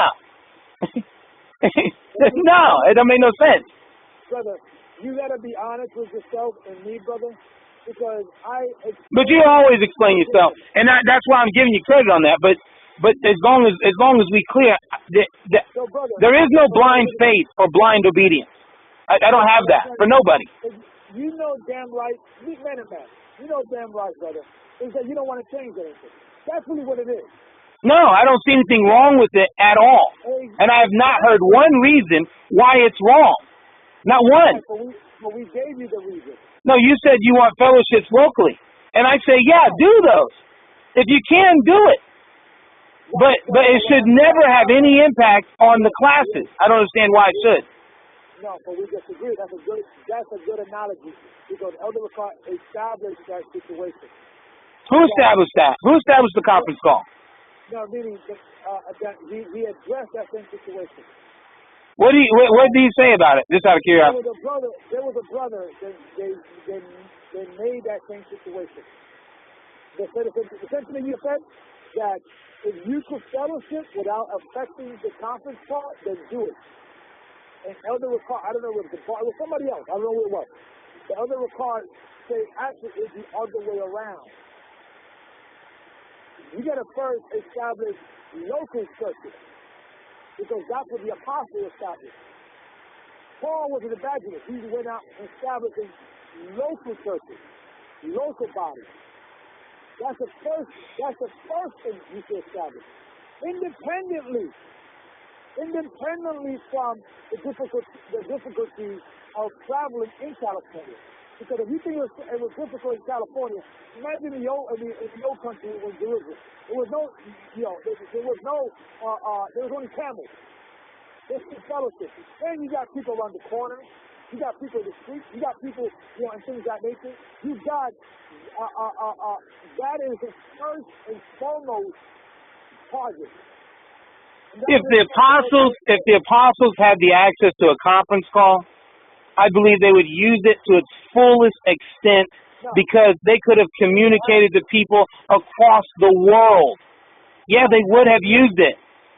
And that's what I'm saying. There's nothing. I'm not seeing the problem. Right. They would have used it. Hands down, they would have used it. I'm going to tell you the problem. I'm not saying not to use it. And I think you're using the collective hearing. I'm not saying... You said that they got local bodies first. And I'm saying to you is that we live in a society that has been recluse and cut off, and they use YouTube, they use Facebook, they use all these other means of communication because they have been programmed to cut themselves away from everybody. Yes. So how do you break through that? Conference call. Teaching in the highways and byways and bringing the word. That works to a point. That works to a point. But you have to do it all. Do every tool we have today, we got to use them. You see what I'm saying here? You see, you're proving me right every single time. You want a local body. Okay, great. I agree with you on that. Wait. Listen to what I'm saying. I agree with you that you have to have local bodies. I 100% agree with you. But where it's not feasible or it's not possible, don't do something to hinder another means of getting the word out. Don't stand in that way. Right. So here is my explanation. First of all, brother, there is no hindering in the gospel. We're going to first do what the Most High in Christ said. Go out in the highways and byways and preach. That's the first situation. That should be your first priority, your congregation, for those that have one. And you know what they call it, and the internet, the conference call. Wait, no, I'm going to say this. The internet, the conference call, the Instagram, those are information highways. It's exactly where he wants you to go. Everywhere that you can preach the gospel throughout all the world, including the World Wide Web. Everywhere. Okay. That's the full understanding of that. What you just said. I agree. Okay. So what I'm saying is this, brother, and please don't interrupt me again, please. Let me finish my sentence and you come in. We are disagreeing with that analogy. The elders are telling you, the officers, they're disagreeing. You got to own that. You got to make a decision. If this is going to be dividing us, I'm disagreeing with you when it comes in all of that. So you have to say, you know what? Oh, snap. The elder and I disagree on something. Oh, snap. What should I do now? Because this is what the elder is telling you, brother. This is how it's going to go down. This is how we're going to explain it. Regardless, at the end of the explanation, whether you would disagree or not, either you have to follow through or you got to find yourself another church. So therefore, this is how it's going to go down. And you know what? This is how prophetically it's going to go down. Okay? We believe that if a deacon is assigned in a particular area, I'm talking about people that are mobile. I'm not talking about you because you're a different special place. Whether they have a job, they live in the same address every day, they speak the same bed every day. If you're the deacon, your primary job is to teach the word locally to your neighbors, to your friends, to your strangers. Go out there, and it should be two, because Christ sends 2 by 2. That should be the primary thing that you do, build a body locally. So if there's a deacon, and then that deacon brings another brother, or there's 2 brothers, and then we assign 1 brother to be a deacon, or we assign those 2 brothers to be officers or deacons, then at that point, those brothers have to sit down among themselves and say, okay, how can we build a body? Then the conference call is one of those things that you can do that. Like, for instance, like when I first started, like this is what I was thinking in the meeting. When I first started, we didn't have a church. We brought in, when I used to go out street preaching, we used to invite people to the conference call. Once that got big and things of that nature, we began to meet at a brother's house. Once we got big, we began to establish a place, and we have fellowship every Saturday. We still did a conference call. That didn't stop, but my focus primarily was my flock. So that's how we were saying that you guys need to do it. If members of other churches are too far, there's other people in California you can minister. You got to bring to the fold. But that should be a focus point. So if that is not, if you're going out once a week street preaching, then you need to go twice a week street preaching and then bring people up to the fold. It's not that 3 times street preaching. That could be the situation. Now, at the end of the situation, you guys could do all of that for those that will apply to that particular situation, okay? If you guys could do the 7 to 6 days a week fellowship without the local being affected, great. But if the elders believe that, you know what, I think, the conference call, we set it down to 3 times a week, and then that will give, that will satisfy those that are by themselves, and also the brothers are in the local area to also focus on building local stuff, right? And people don't like that, and then I'm giving you the explanation why. Now, whether you agree with it or not, okay, I want to hear it. But ultimately, brother, it's our decision. And I think since we spent already 2 hours on this subject, I don't need to hear the highway, Bible, and internet. We'll disagree with that. I hear you, brother. I'm disagreeing with you. Now, you got to own that. What you're going to do going forward. You know what I'm saying? You got to say, okay, now, we are prematurely speaking about something because we don't know what's going to go down. And you know what? For the spirit of brotherhood, I'm going to try my very best. I might call because others, you watch my elder. That's not my reason. I'm going to try my very best to try to keep it as it is and try to still add to the equation. If it doesn't work out, get over it. Move on. That's my opinion. And you got to own that. You got to say, you know what? The bar is right. Or you know what? No, screw that. The highways, byways, anything in the script. I think I have a middle of the car. You want to go that route, brother? Go that route. But eventually, we're going to say, brother, you need to follow orders. We'll explain to you. And then, you know what? If this guy important to you, whatever happens after that, then you got to own that. And we got to own that. If we're wrong, then when Christ comes, yeah, that brother, he was right, you guys was wrong. And we got to own that. Typically, I mean, you're right. You're right. You go bark it out or decide it, whatever you want to do, you let me know. All right. But we'll let you know. And I will laugh if nothing changed. I don't. In all honesty, I think that's what's going to happen. Because maybe increase on the local stuff. No question about that. I agree with that. But I don't see. I think that you guys have the wisdom of understanding that the conference call is a very good thing.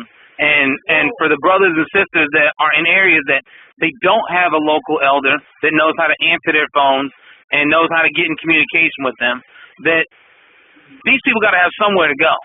If it's not just to get the word, and once they get the word and they can ask questions and get answers to their specific question, you know, that needs to be available. So, you know, whatever network you want to put in place, because the communication, when I say communication, I don't mean just elders talking to elders, deacons to deacons. I'm talking about the people being able to get a hold of the church. That doesn't exist. That's not a problem in California. It's not. Yeah, you're right. It's not a problem at all in California. It's so solid that you have people from on the side of the country calling California because it's so solid. So what I'm saying to you is take that into account. Think that. That is a benefit that could edify the entire body. Because if you triple, quadruple the group of people, and they start finding elders in the areas and deacons in their area because they've gotten a hold of somebody that can explain to them and kind of prep them up so that they understand what they're getting into. And then they go to their local deacon or they come through their local deacon and their deacon says, brother, I'm only by myself. I'm trying to get my stuff going. You know, in the meantime, hit this conference call and they're going to edify you. And we can start building together. Learn. You got to study. You got to have somewhere to study. And YouTube videos are okay, but they ain't full, man. YouTube videos just don't do it for me. I can tell you right now, I didn't get into this truth through GOCC. GOCC did not give me the truth. I didn't get it from the church. I got it from a brother that had his Bible and showed me. Straight up. And he wasn't even in the church. And then that started making me want to learn and study. And I started studying and seeking out this truth. And then I ultimately found you guys. So what's your point? But what my point is that we got to use every resource we have to the fullest extent and be very cautious on cutting any of those things off. Because if you cut off one, that might affect thousands of people of never hearing the truth that we're supposed to. And that's a lot of blood to be on somebody's hands. I don't want that. Ever. Right. And we're not going. We hear you, but we still consider all possibilities. Yeah, exactly. That's the beauty of you of everybody communicating. It's because then you can really consider all these possibilities because you're hearing them. Let me address the situation with Long Island, right? With the brother on Long Island, you claiming that and other brothers. You testify. I don't have a problem. Yes, I received a tithe in office. That's the rule across the board. It's nationwide, internationalized. If you don't have a congregation that you fellowship every single day or every single week, you send your tithes and offers to Elder Ricard. Period. That's been the rule since I've been here. And I'm in a weird position because I can't fellowship with everybody, and I'm not sending tithes to people I don't know. Okay, so don't. I mean, because I don't understand that. I mean, I don't get how that works. Because you get it. You get it. You get it how you just don't want to do it. You get it. You can't say I don't want to do it because I have been tithing. What I'm saying now is that I'm not going to tithe where I don't know where it's going. Exactly. So you understand. You just disagree. You feel that you need some validation that Elder Ricard is spending your money right. Yeah, of course I do, because I'm not trusting man. Right. So. And that's what anybody. If you want to make sure I'm doing the work right too. If you hear about me doing something crazy, you're going to turn around and ask me what's going on over there. And I'm supposed to answer because accountability is two-way. It's not one way. No, I don't deal with that. Elder Ricard is my teacher. When I send him my tithes and offerings, I don't ask him what he does. I don't care that he wipes his butt with it. Because what he's bringing me and how he is establishing me and he put him in this position, I'm honoring him regardless whether he's a wicked, secretly man, if he's going out streets. I don't care what he does. See, I'm doing my work. You're telling me, this to be clear, yes. If I don't know what somebody's doing, then I'm supposed to honor them even if they're wrong? No. I don't know. First of all, Elder Ricard is an honorable man. Yeah, I think he is honorable, but I just don't know what he's doing. And since there's no way to find out, and there's no way to confirm any of these things, then how do I even know it's going to him? Right, because I'm trusting that I'm doing my part. I don't know. And that's a problem. Right. No, it's a problem for you. It's not a problem for me. No, I don't have blind faith. Because when I this doesn't have nothing to do with blind faith. See, when I give my tithes and offerings, I gotta sit in front of the Creator. Now, let's just say Elder Ricard was doing something wrong with those tithes and offerings. That's not my responsibility. That's his. Yeah, I'm good. Because one thing has nothing to do with the other. No one to who you do. No one to you. That's why in the scripture says that servant be loyal to your master, not only to the Gentiles but also to foreigners. So in other words, because the Most High would validate you, the Most High would validate you. So if you have a wicked elder, okay, secretly, let's say Elder Gabar Ricard is doing something secret evil with it, you will be free from that sin because you're doing your responsibility. Yeah, but right now, my responsibility is to take the chance, ask the question. And if I don't get an answer or I don't get something to justify it or explain it, then it's on me. If he's doing something wicked, and I mean, like you know what a perfect example is? Would you give your tithes a klepto dollar? Yes or no? No, of course not. Well, because you can tell something ain't right with that guy right off the bat. No. So when you ask a question, when you want to find, so I guarantee you, klepto dollar ain't exposing his finances either. You ask him that question, he won't show you. To come up with a reason not to do it. I'm asking. All I'm saying is this. Yeah, and I want to see what is going on with it. Where is it going, and how is it being used? Some kind of accountability is all I'm asking for. And then if that's the case, if I can see accountability, I mean, because prove all things, hold fast to what is good. So in this case, prove it. Prove that that's what it's going to. Prove that that's what it's happening to. And if that's the case, then I'm full of support with that. But if no one can prove that or even suggest or show it, why would I? How can I obey that direction without confirmation that is the way of my God? Because you're not proving it. Yeah, we don't do that. We only because matter of fact, you never been paying tithes to Elder Ricard, right? I have sent tithes to Elder Ricard. But you have. I have in the past because I was getting things from him and he was operating in that position. But when I can't communicate to somebody and then there's a breakdown in that communication, where I sent emails and they go unanswered for months, and I mean never getting responded to. And then when I'm asking questions as to what's going on, and I'm seeing my local area go through all this uproar, and I'm not getting answers. No, how can I? What am I tied into? Well. Let me. That's what happened a year ago. A year and a half ago, you had Ezra. Remember Ezra? Yes. That dude flipped.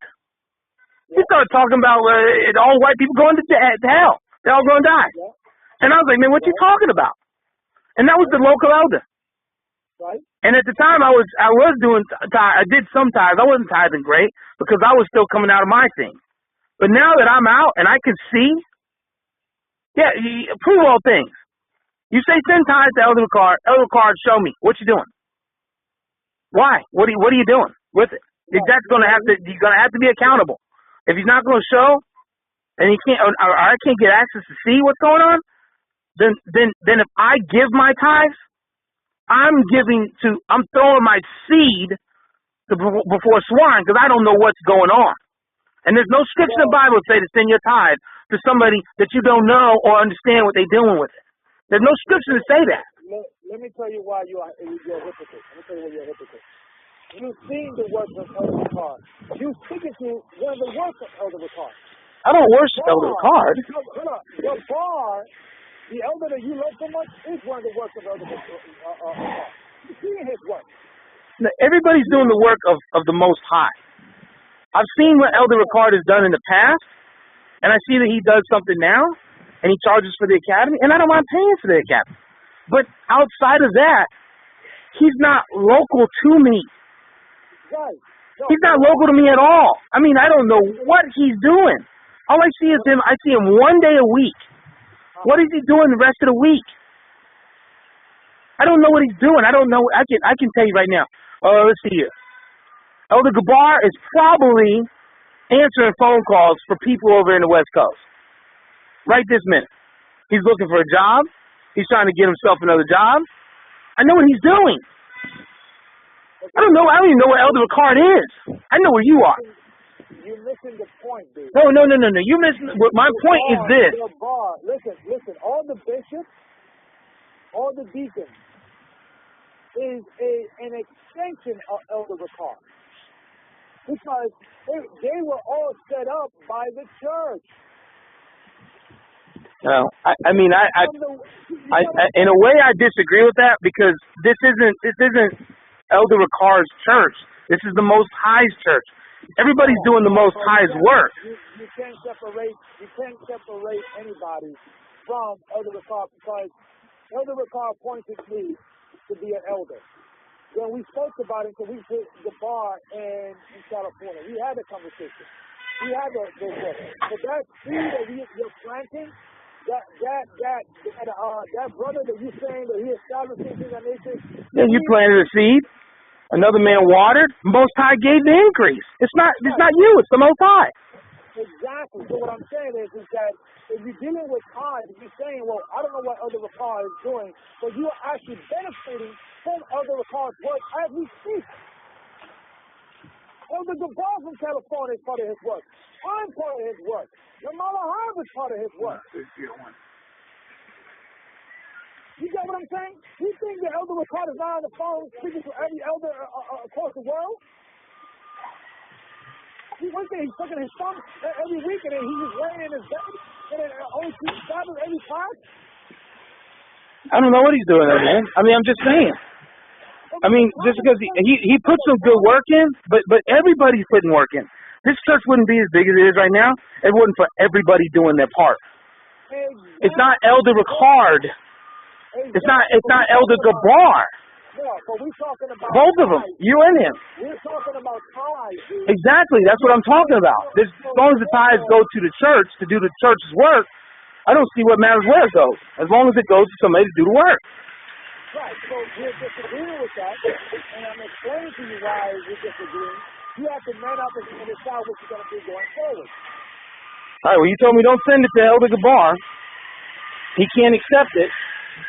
And I'm asking you, just show me what Elder Ricard's doing with it, and I'll send it to him. But I need to know what he's doing with it. I just explained to you why he's doing with it. No. I mean, I need to see. What is he doing with it? What's going on with it? No, I'm not seeing. I haven't seen anything he's doing.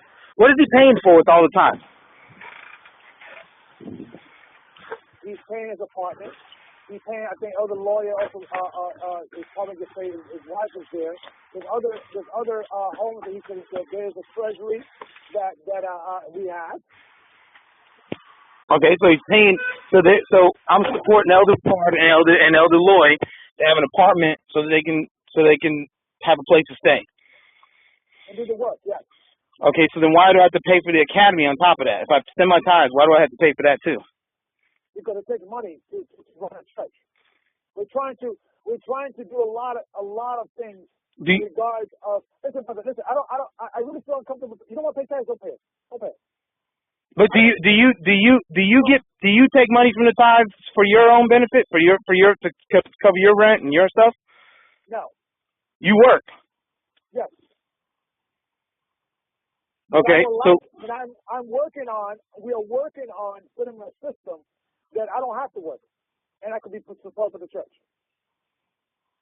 Yeah, I would like to be an evangelist. I could go around the country and travel, and to receive a salary from the church, and I could do that. Yeah, I mean that'd be nice. If that's possible to do that, I'm saying great. But I would love for all the elders to not be working to be supported by the church. And we could do it. I agree with that. I agree with that wholeheartedly. But in the meantime, until we out of this captivity, until we have come to a place or we've made it to the ability to do that, I still would need to know what is Elder Ricard doing right this minute with his time.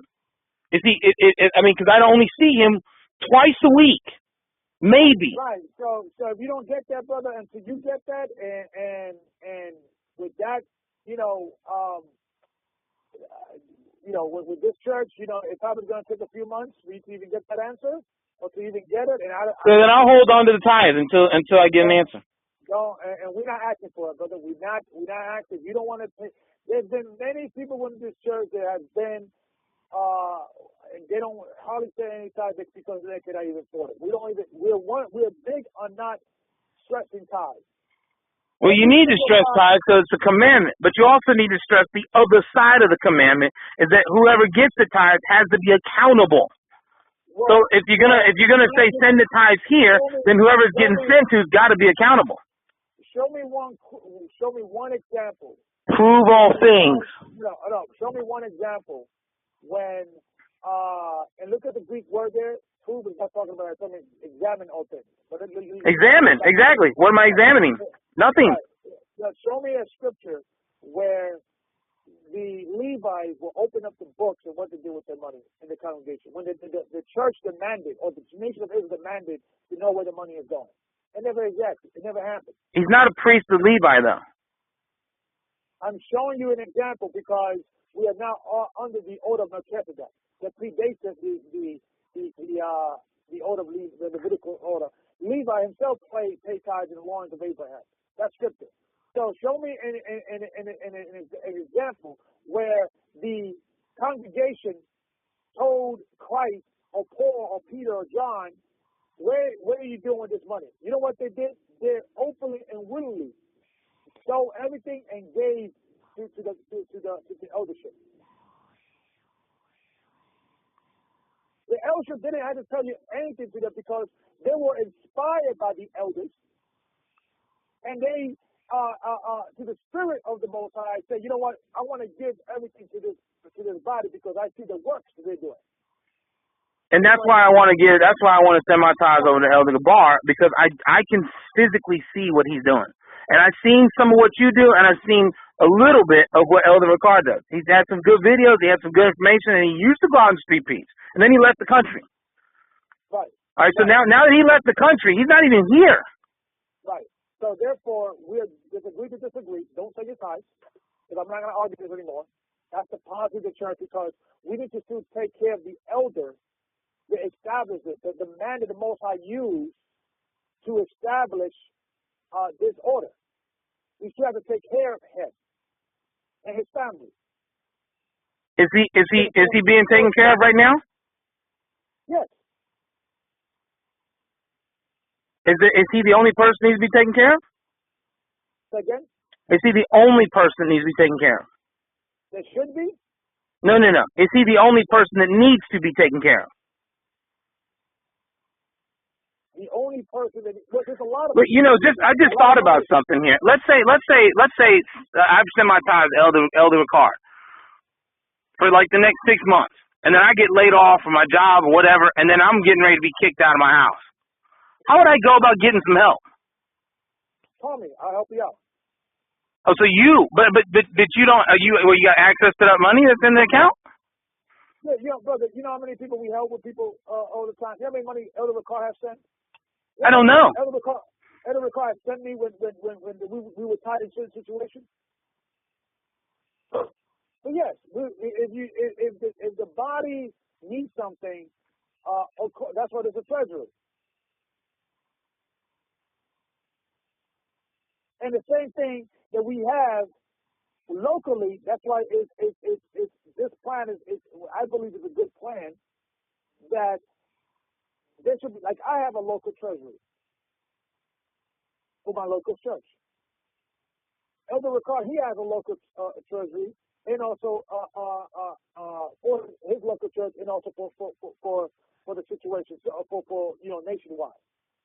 So if I ever have a situation that I need money, for God forbid, I don't have to go to Elder Ricard because I got a local church here.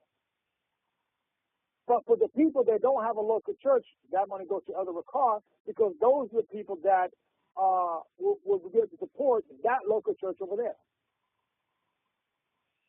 It's a perfect plan. I like it. It's been working. You understand what I'm saying? It's not like many people, it's not like hundreds of thousands of people sending money to Elder Ricard. I would say nationwide, maybe 300, and that's then like we would have a discussion with I was having a discussion with Ricard about the situation. But what's usually the protocol? Are you because we were showing it that we don't want to affect what he's doing over there. And who sends you? I just like about a year ago. Like, I would say between 80 to 90 people that are reliable sending to me in every aspect. And sometimes when we develop different congregations, it fluctuates. So now it's a little bigger, maybe it's a little. I'm speculating here and things of that nature. So it's not like hundreds of thousands of dollars. This is the calculation. What numbers you usually see when Elder Ricard does the academy? Logging in. I've seen sometimes logged in there like almost 100 people. Okay, so let's say 100 people, right? 100 times $150. That's $15,000 in 3 months because you calculate it. That's just that though. It doesn't include all the tithes and offerings that are going to that line. Right, that means we're talking about hundreds of thousands of dollars every year. No, I know exactly what goes in. Figure it out.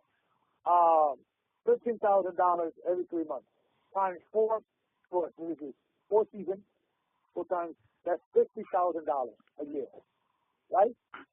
That's one thing.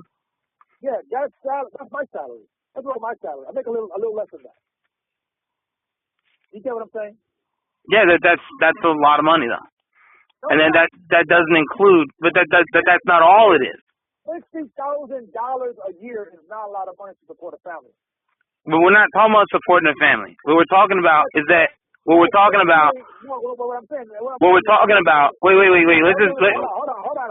Okay, go ahead. But I want to say something. Elder Ricard has a wife. He has children, right? He has to take care of. So that's $60,000 alone. It's just, and this is, and dude, this is everybody pays. There's many people that we only charge like they only take it every month. They're in fixed income. They only pay like $75 a cycle. So we have to even, I'm just giving the high end and dealing with the tithes and offers. Let's just say 300 people pay tithes. Give me a number in a monthly situation. I mean, it depends on who's tithing.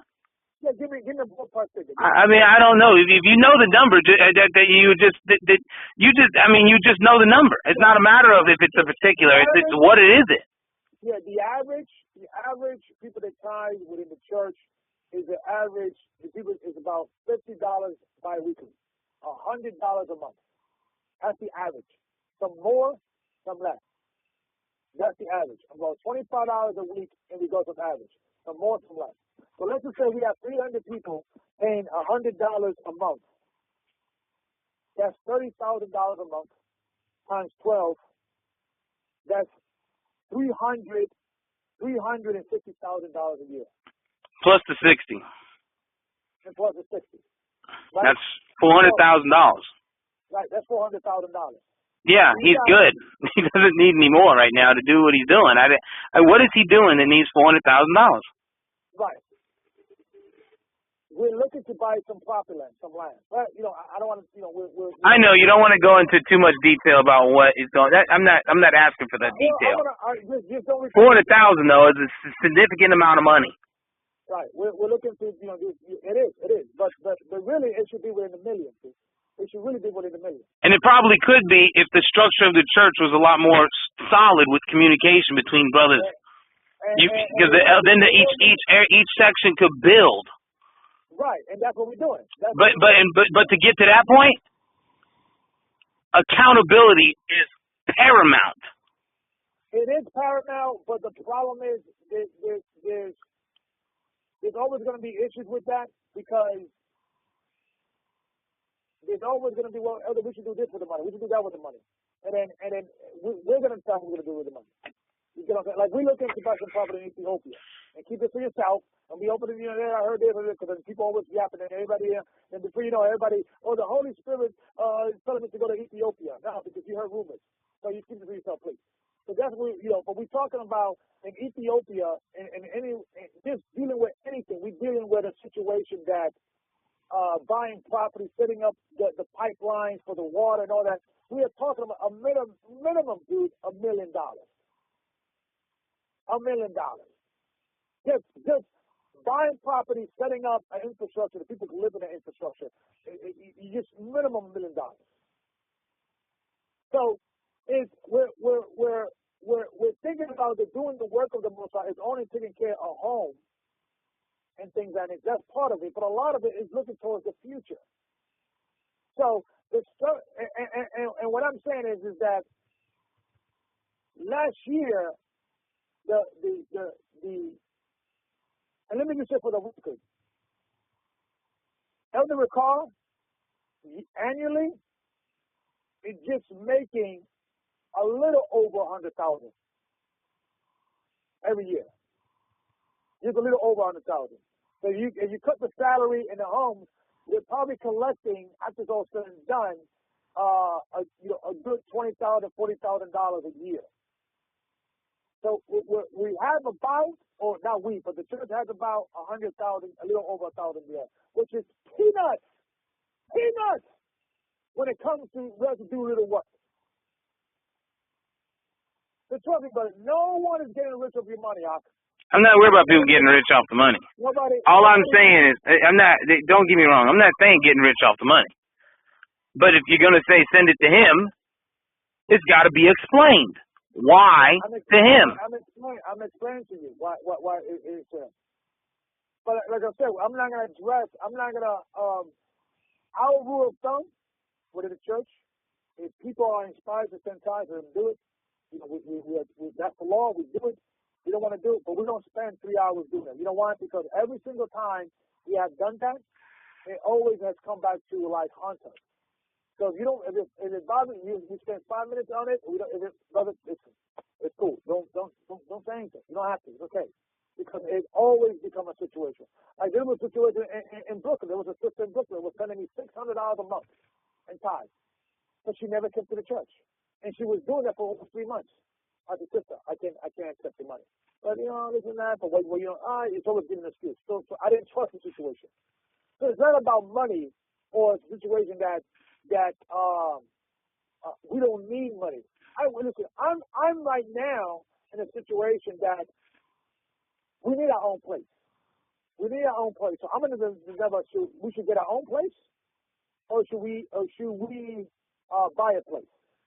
Okay, for buying a place, we're talking about dealing with reservation and just dealing with the market here in New York. We need at least $50,000 in cash. We're not even remotely in that level.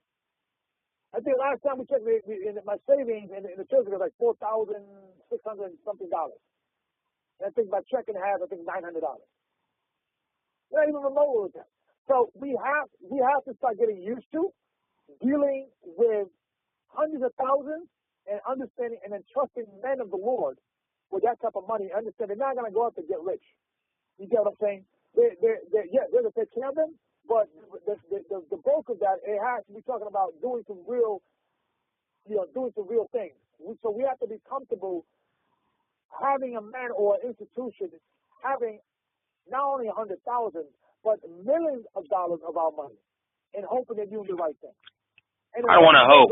I want accountability. No, but you're never going to give this type of accountability because I'm giving you the compensation, and we're going to. And even though we had this conversation with other Ricardo, he's going to give you these type of situations, and and I'm already giving you too much that I shouldn't be giving you because of security purposes. But regardless, we're not going to send you like a draft on like email what we have spent for the last 5 years. That's not going to happen. So definitely expecting, then it's probably best that you don't even hold your breath on that. We're going to have a conversation, and then. Saying similar things, the other Ricardo's going to regurgitate what I'm saying, and things of that nature.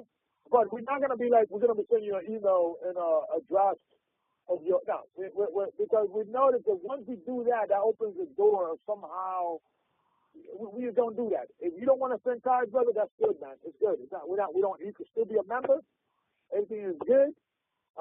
You not sending ties or whatever, is one thing. For you, dealing with tithes or you shouldn't pay tithes, that's dealing with doctrinal. But if you don't feel comfortable, you skip it to yourself, and we could be friends and let the spirit, situation. But as the rules of the church, the only people that are supposed to be receiving tithes is the deacons and the elders in their regional place. Period. That's the law of the church. That's the rule of the church. Now, can we have a conversation about your case? Maybe. Can we, maybe do a special case? We could have a discussion. Across the board, that's the rule. If you don't have a congregation, you send them out to other cars. If you have a congregation, you send them out to your elder, your deacon, or your bishop. That's it. That's across the board. If you're a special case, a California, we're going to look at all of that. We're going to look at all of that. But ultimately, if we decide that that's going to be, or we say it's going to be like 80% of the things, and we think 20% of what you guys are doing, then, we don't want to spend 3 hours explaining this thing. We're going to spend like maybe, 20 minutes, and we'll go to the next subject. And it becomes a situation that we constantly have to be explaining to you guys things what we do, maybe from an administration perspective. Maybe you guys could do it better. Maybe you guys could, or you could, you have to make tough decisions. But we're not going to be blowing blood vessels. Well, hold on 2 seconds.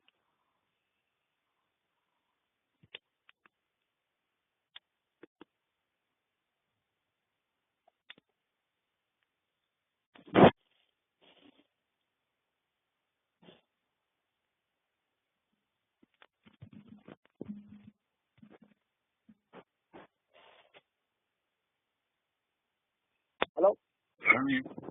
So, it cannot be, wait, hold on 2 seconds.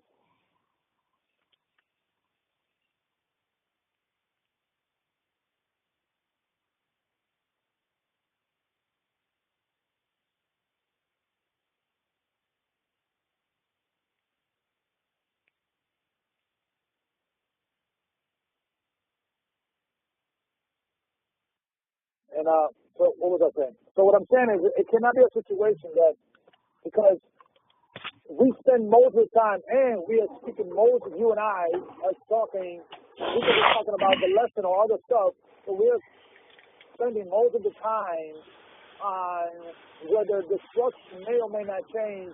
It some of it is, but it may not affect the conference, what have you, or what have you, or the vote. and we're spending almost 2 hours. No, I mean, well, sometimes things need to be discussed. I mean, when there's been no communication for a long time, or things have not been explained or not been talked about. I mean, talking administratively only, we agree, you got to tithe according to the law. But when you do sanitize, what's happening to it? That's got to be explained. I mean, we're not back in the day where we have a country where we have a priest and a king and an army. We're not there. So yeah, explanation has got to happen. It just has to happen. No, well, it doesn't have to do anything. We could do it, and if we choose not to, then you have to decide what you're gonna do, dude. Well, anytime you think that you can do something without explaining your actions, then you're saying that you don't have to give account. No. It all depends, because sometimes, I've been in situations that, and you should over-explain everything. And I usually do.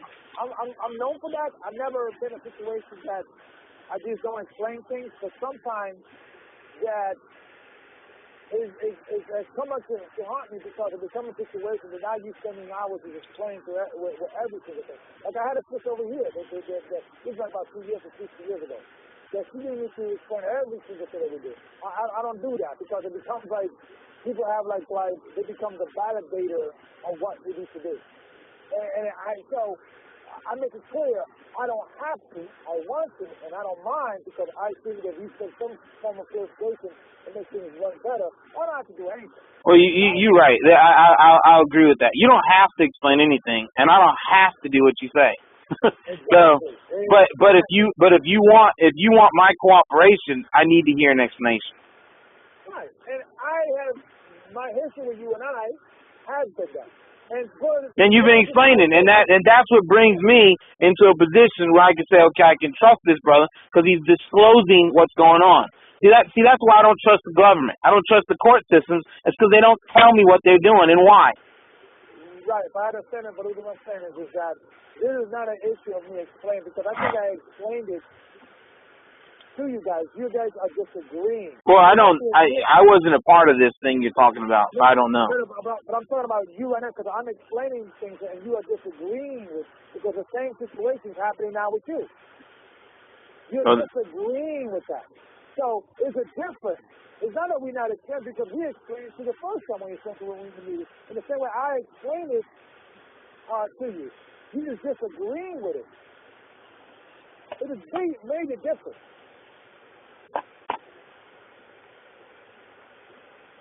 I'm going to give you for an example. When I was dealing with Deacon Balak, and he felt that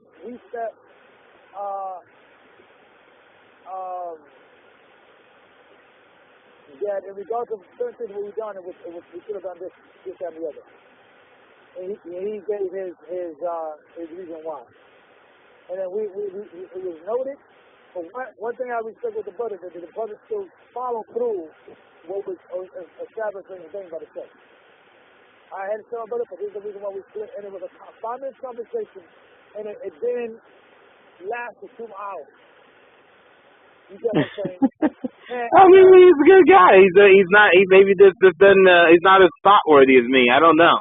But me, I like to understand what's going on, because I understand that I'm accountable for whatever I put my hands to, and not before you, but before Most High. And I want to know, what am I getting ready to get myself into? But I'm explaining to you, brother, you're disagreeing with the conversation. This is a disagreement. So I don't want to see. No, I'm not. I don't think I'm disagreeing. I just think that I don't understand where you're going with some of these things. I would disagree. Let's agree to disagree, because every single time people don't want to do what we tell them after we explain it, they'll always use the loophole. You don't understand, Elder, what you're saying. You don't understand what I'm saying. You just disagree. So let's just end it there, because I'm a straight shooter. You know, I hate in this side when people don't want to do nothing or do something, and they'll say, and Christian used to do this a lot, and this is me up. Hold on, 2 seconds.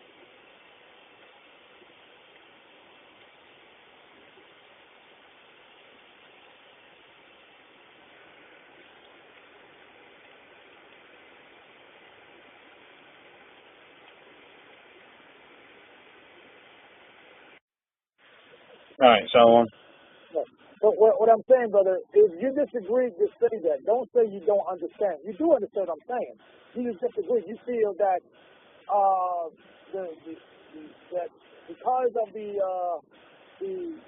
difficulty of traveling and everybody's spread out and things like that. And then we heard that because that's the same thing that other people were saying with California, and things of that nature.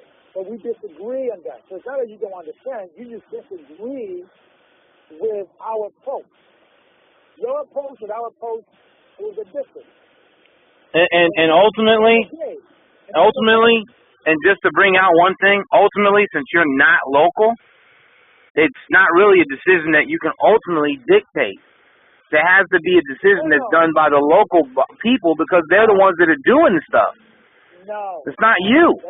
No. Like, if you tell me how a church is going to run as a whole, okay, I can go with that. But if you tell them how somebody should do something and you're nowhere near them, I'm not understanding that. I don't understand how you could do that to begin with. Well, the reason, hey, we disagree with that because that exactly what was the problem at the Riverside. Riverside decided to elect a brother a deacon. Riverside decided to give him time without no oversight. So this is not a democracy. No, I'm not talking about no democracy. I'm not talking about, I'm saying if somebody's going to become an elder inside this church, the other elders need to know, deacons need to know, there needs to be some kind of appointment, something, but there also needs to be a very, for instance, I'm going to give you a perfect example. Elder Gabar in California became an elder. Do you know the first thing I did? I emailed the church and asked, is this guy the elder? And is he in charge of this church over here in this area now? No email I got? No, he's not. There was the communication was so lackadaisical that they didn't even know who became an elder. And they're controlling the email. No, well, that's when I turned around. Then I said, what the hell? But then I sent you an email and I sent another email and I wanted to get, and then I kept calling you until I finally got an answer. That took a few weeks to actually happen. And see that right there is where the accountability has got to be two ways. It's got to be two ways. I remember that email. Because at that point, the church was actually correct because the guy got accepted as a deacon. He was not the elder. No. He was the elder at the time. No. He became a deacon before that, and then he became the elder. Because you even told me yourself. Because I called you. I said, hey, is this guy the elder? And you said, yeah. He's the elder. No, that was not when originally what he was supposed to have been the deacon and elder. Because my position I wanted him to be the deacon and elder.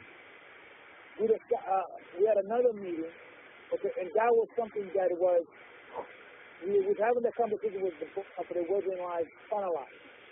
So when the bar preemptively made that statement, he's going to be the elder. I misspoke, because that was something that we wanted to put him at.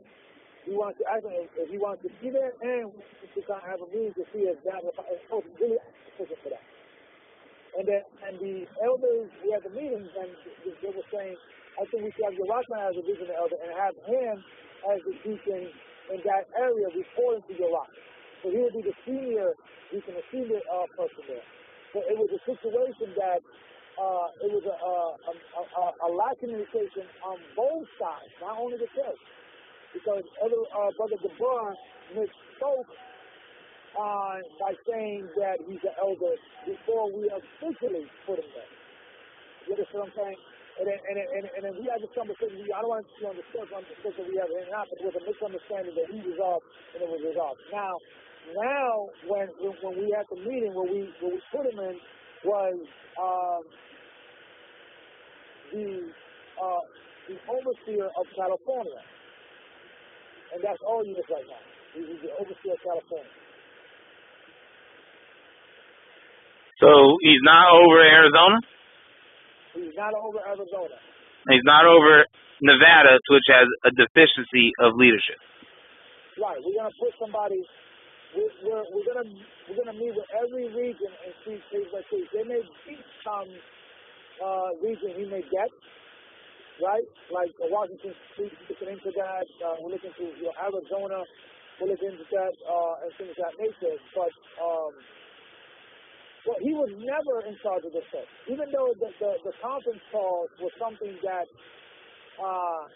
we encouraged him to do for those that are not within the California region. It was Iraq Mayal. And he was more like the only. Who is that guy? Who's the Rock Mayal? I've never heard him. Well, he's one of the he's a regional elder. But who is he? I've never even heard. I've never heard this guy speak. Never heard him do a lesson. I've never even talked to this guy. Right, that's okay. He's the boss spoke to him. Is he in Is he in America? He's outside of America. How is he a regional elder? Because we elected him. I'm telling you how things are. Okay. Okay.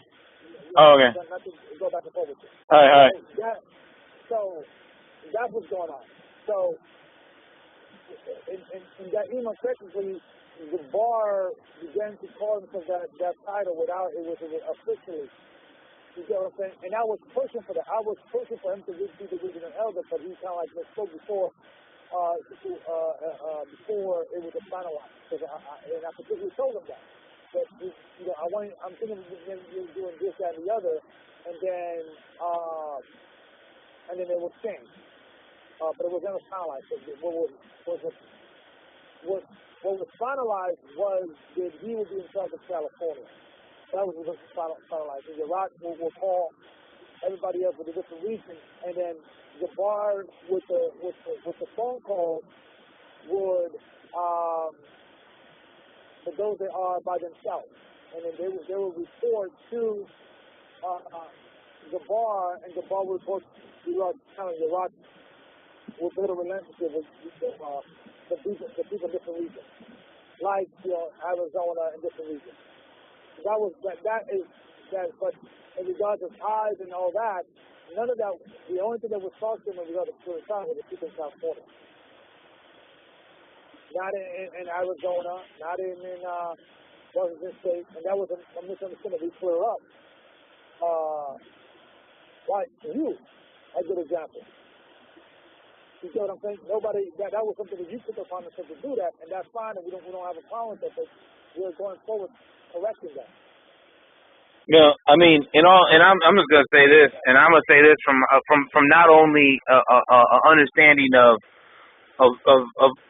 law, but I'm gonna say I see Elder Gabar in California as Elder Gabar over the West Coast, and I say that because he's addressing the matters in that entire area where no one else is. He's not elder because, in my opinion, in my humble opinion, he's not elder because he was appointed. He's elder because he's doing the work. He's doing the work. He's filling the gap that's not being filled by anybody else. And unless somebody's going to be put in there and fill the gap that he's filling, I don't see how. I really think that you should really get behind him and let him really become elder over this whole area and 100% endorse it, because he gets people to do the work, and that's what we need. We don't have the laborers. The harvest is the laborers are few. Harvest is plenty, and laborers are few. There's nobody out there doing the work. This brother's getting people to do the work. Right. So we could still doing the work without the title. And that's what, that's why we're gonna. That's why me personally, I don't see. I think you should. I think that's a fault on you guys for not endorsing that. You should give him the title, because he's the only person that's here doing it. I don't know these two other elders you mentioned. I've never heard them speak. I've never heard them give a lesson. I've never even talked to them. So as far as I'm concerned, they're not an elder to me. I don't know them. Well, they are an elder. They are an elder. But I mean, you're an elder. You know why I say you're an elder? I've seen you teach. I've seen you do the work. You're not an elder because you gave yourself the title or the church gave you the title. You're an elder to me because I've seen you do the work. I don't know these other guys. They're not elders to me. I mean, I respect them if you tell me this is the elder of this area, like Elder Lamar Ahab. Okay, fine. I don't know him. But to say that this guy's an elder. I'm supposed to respect him, jump up and no. I don't. Who are? At least let me know who you are. You know, I mean, I got to know who these guys are. Elder Gabar, both Elder Gabars, you and him have shown me you are a true elder, not by title, but by your actions. You've proven it to me. He's proven it to me. I don't know these other guys. Elder Lamar Aham, he hasn't proven it to me. He seems like a good teacher on the lesson I heard, so he definitely got a good teacher. You know, Elder Ricard in New York. I mean, I don't even know where he's at. Somewhere in the UK or Egypt, or I don't know. Hold on, 2 seconds.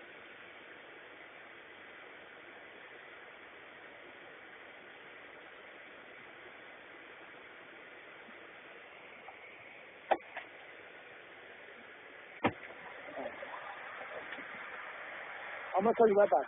Oh, okay. Okay.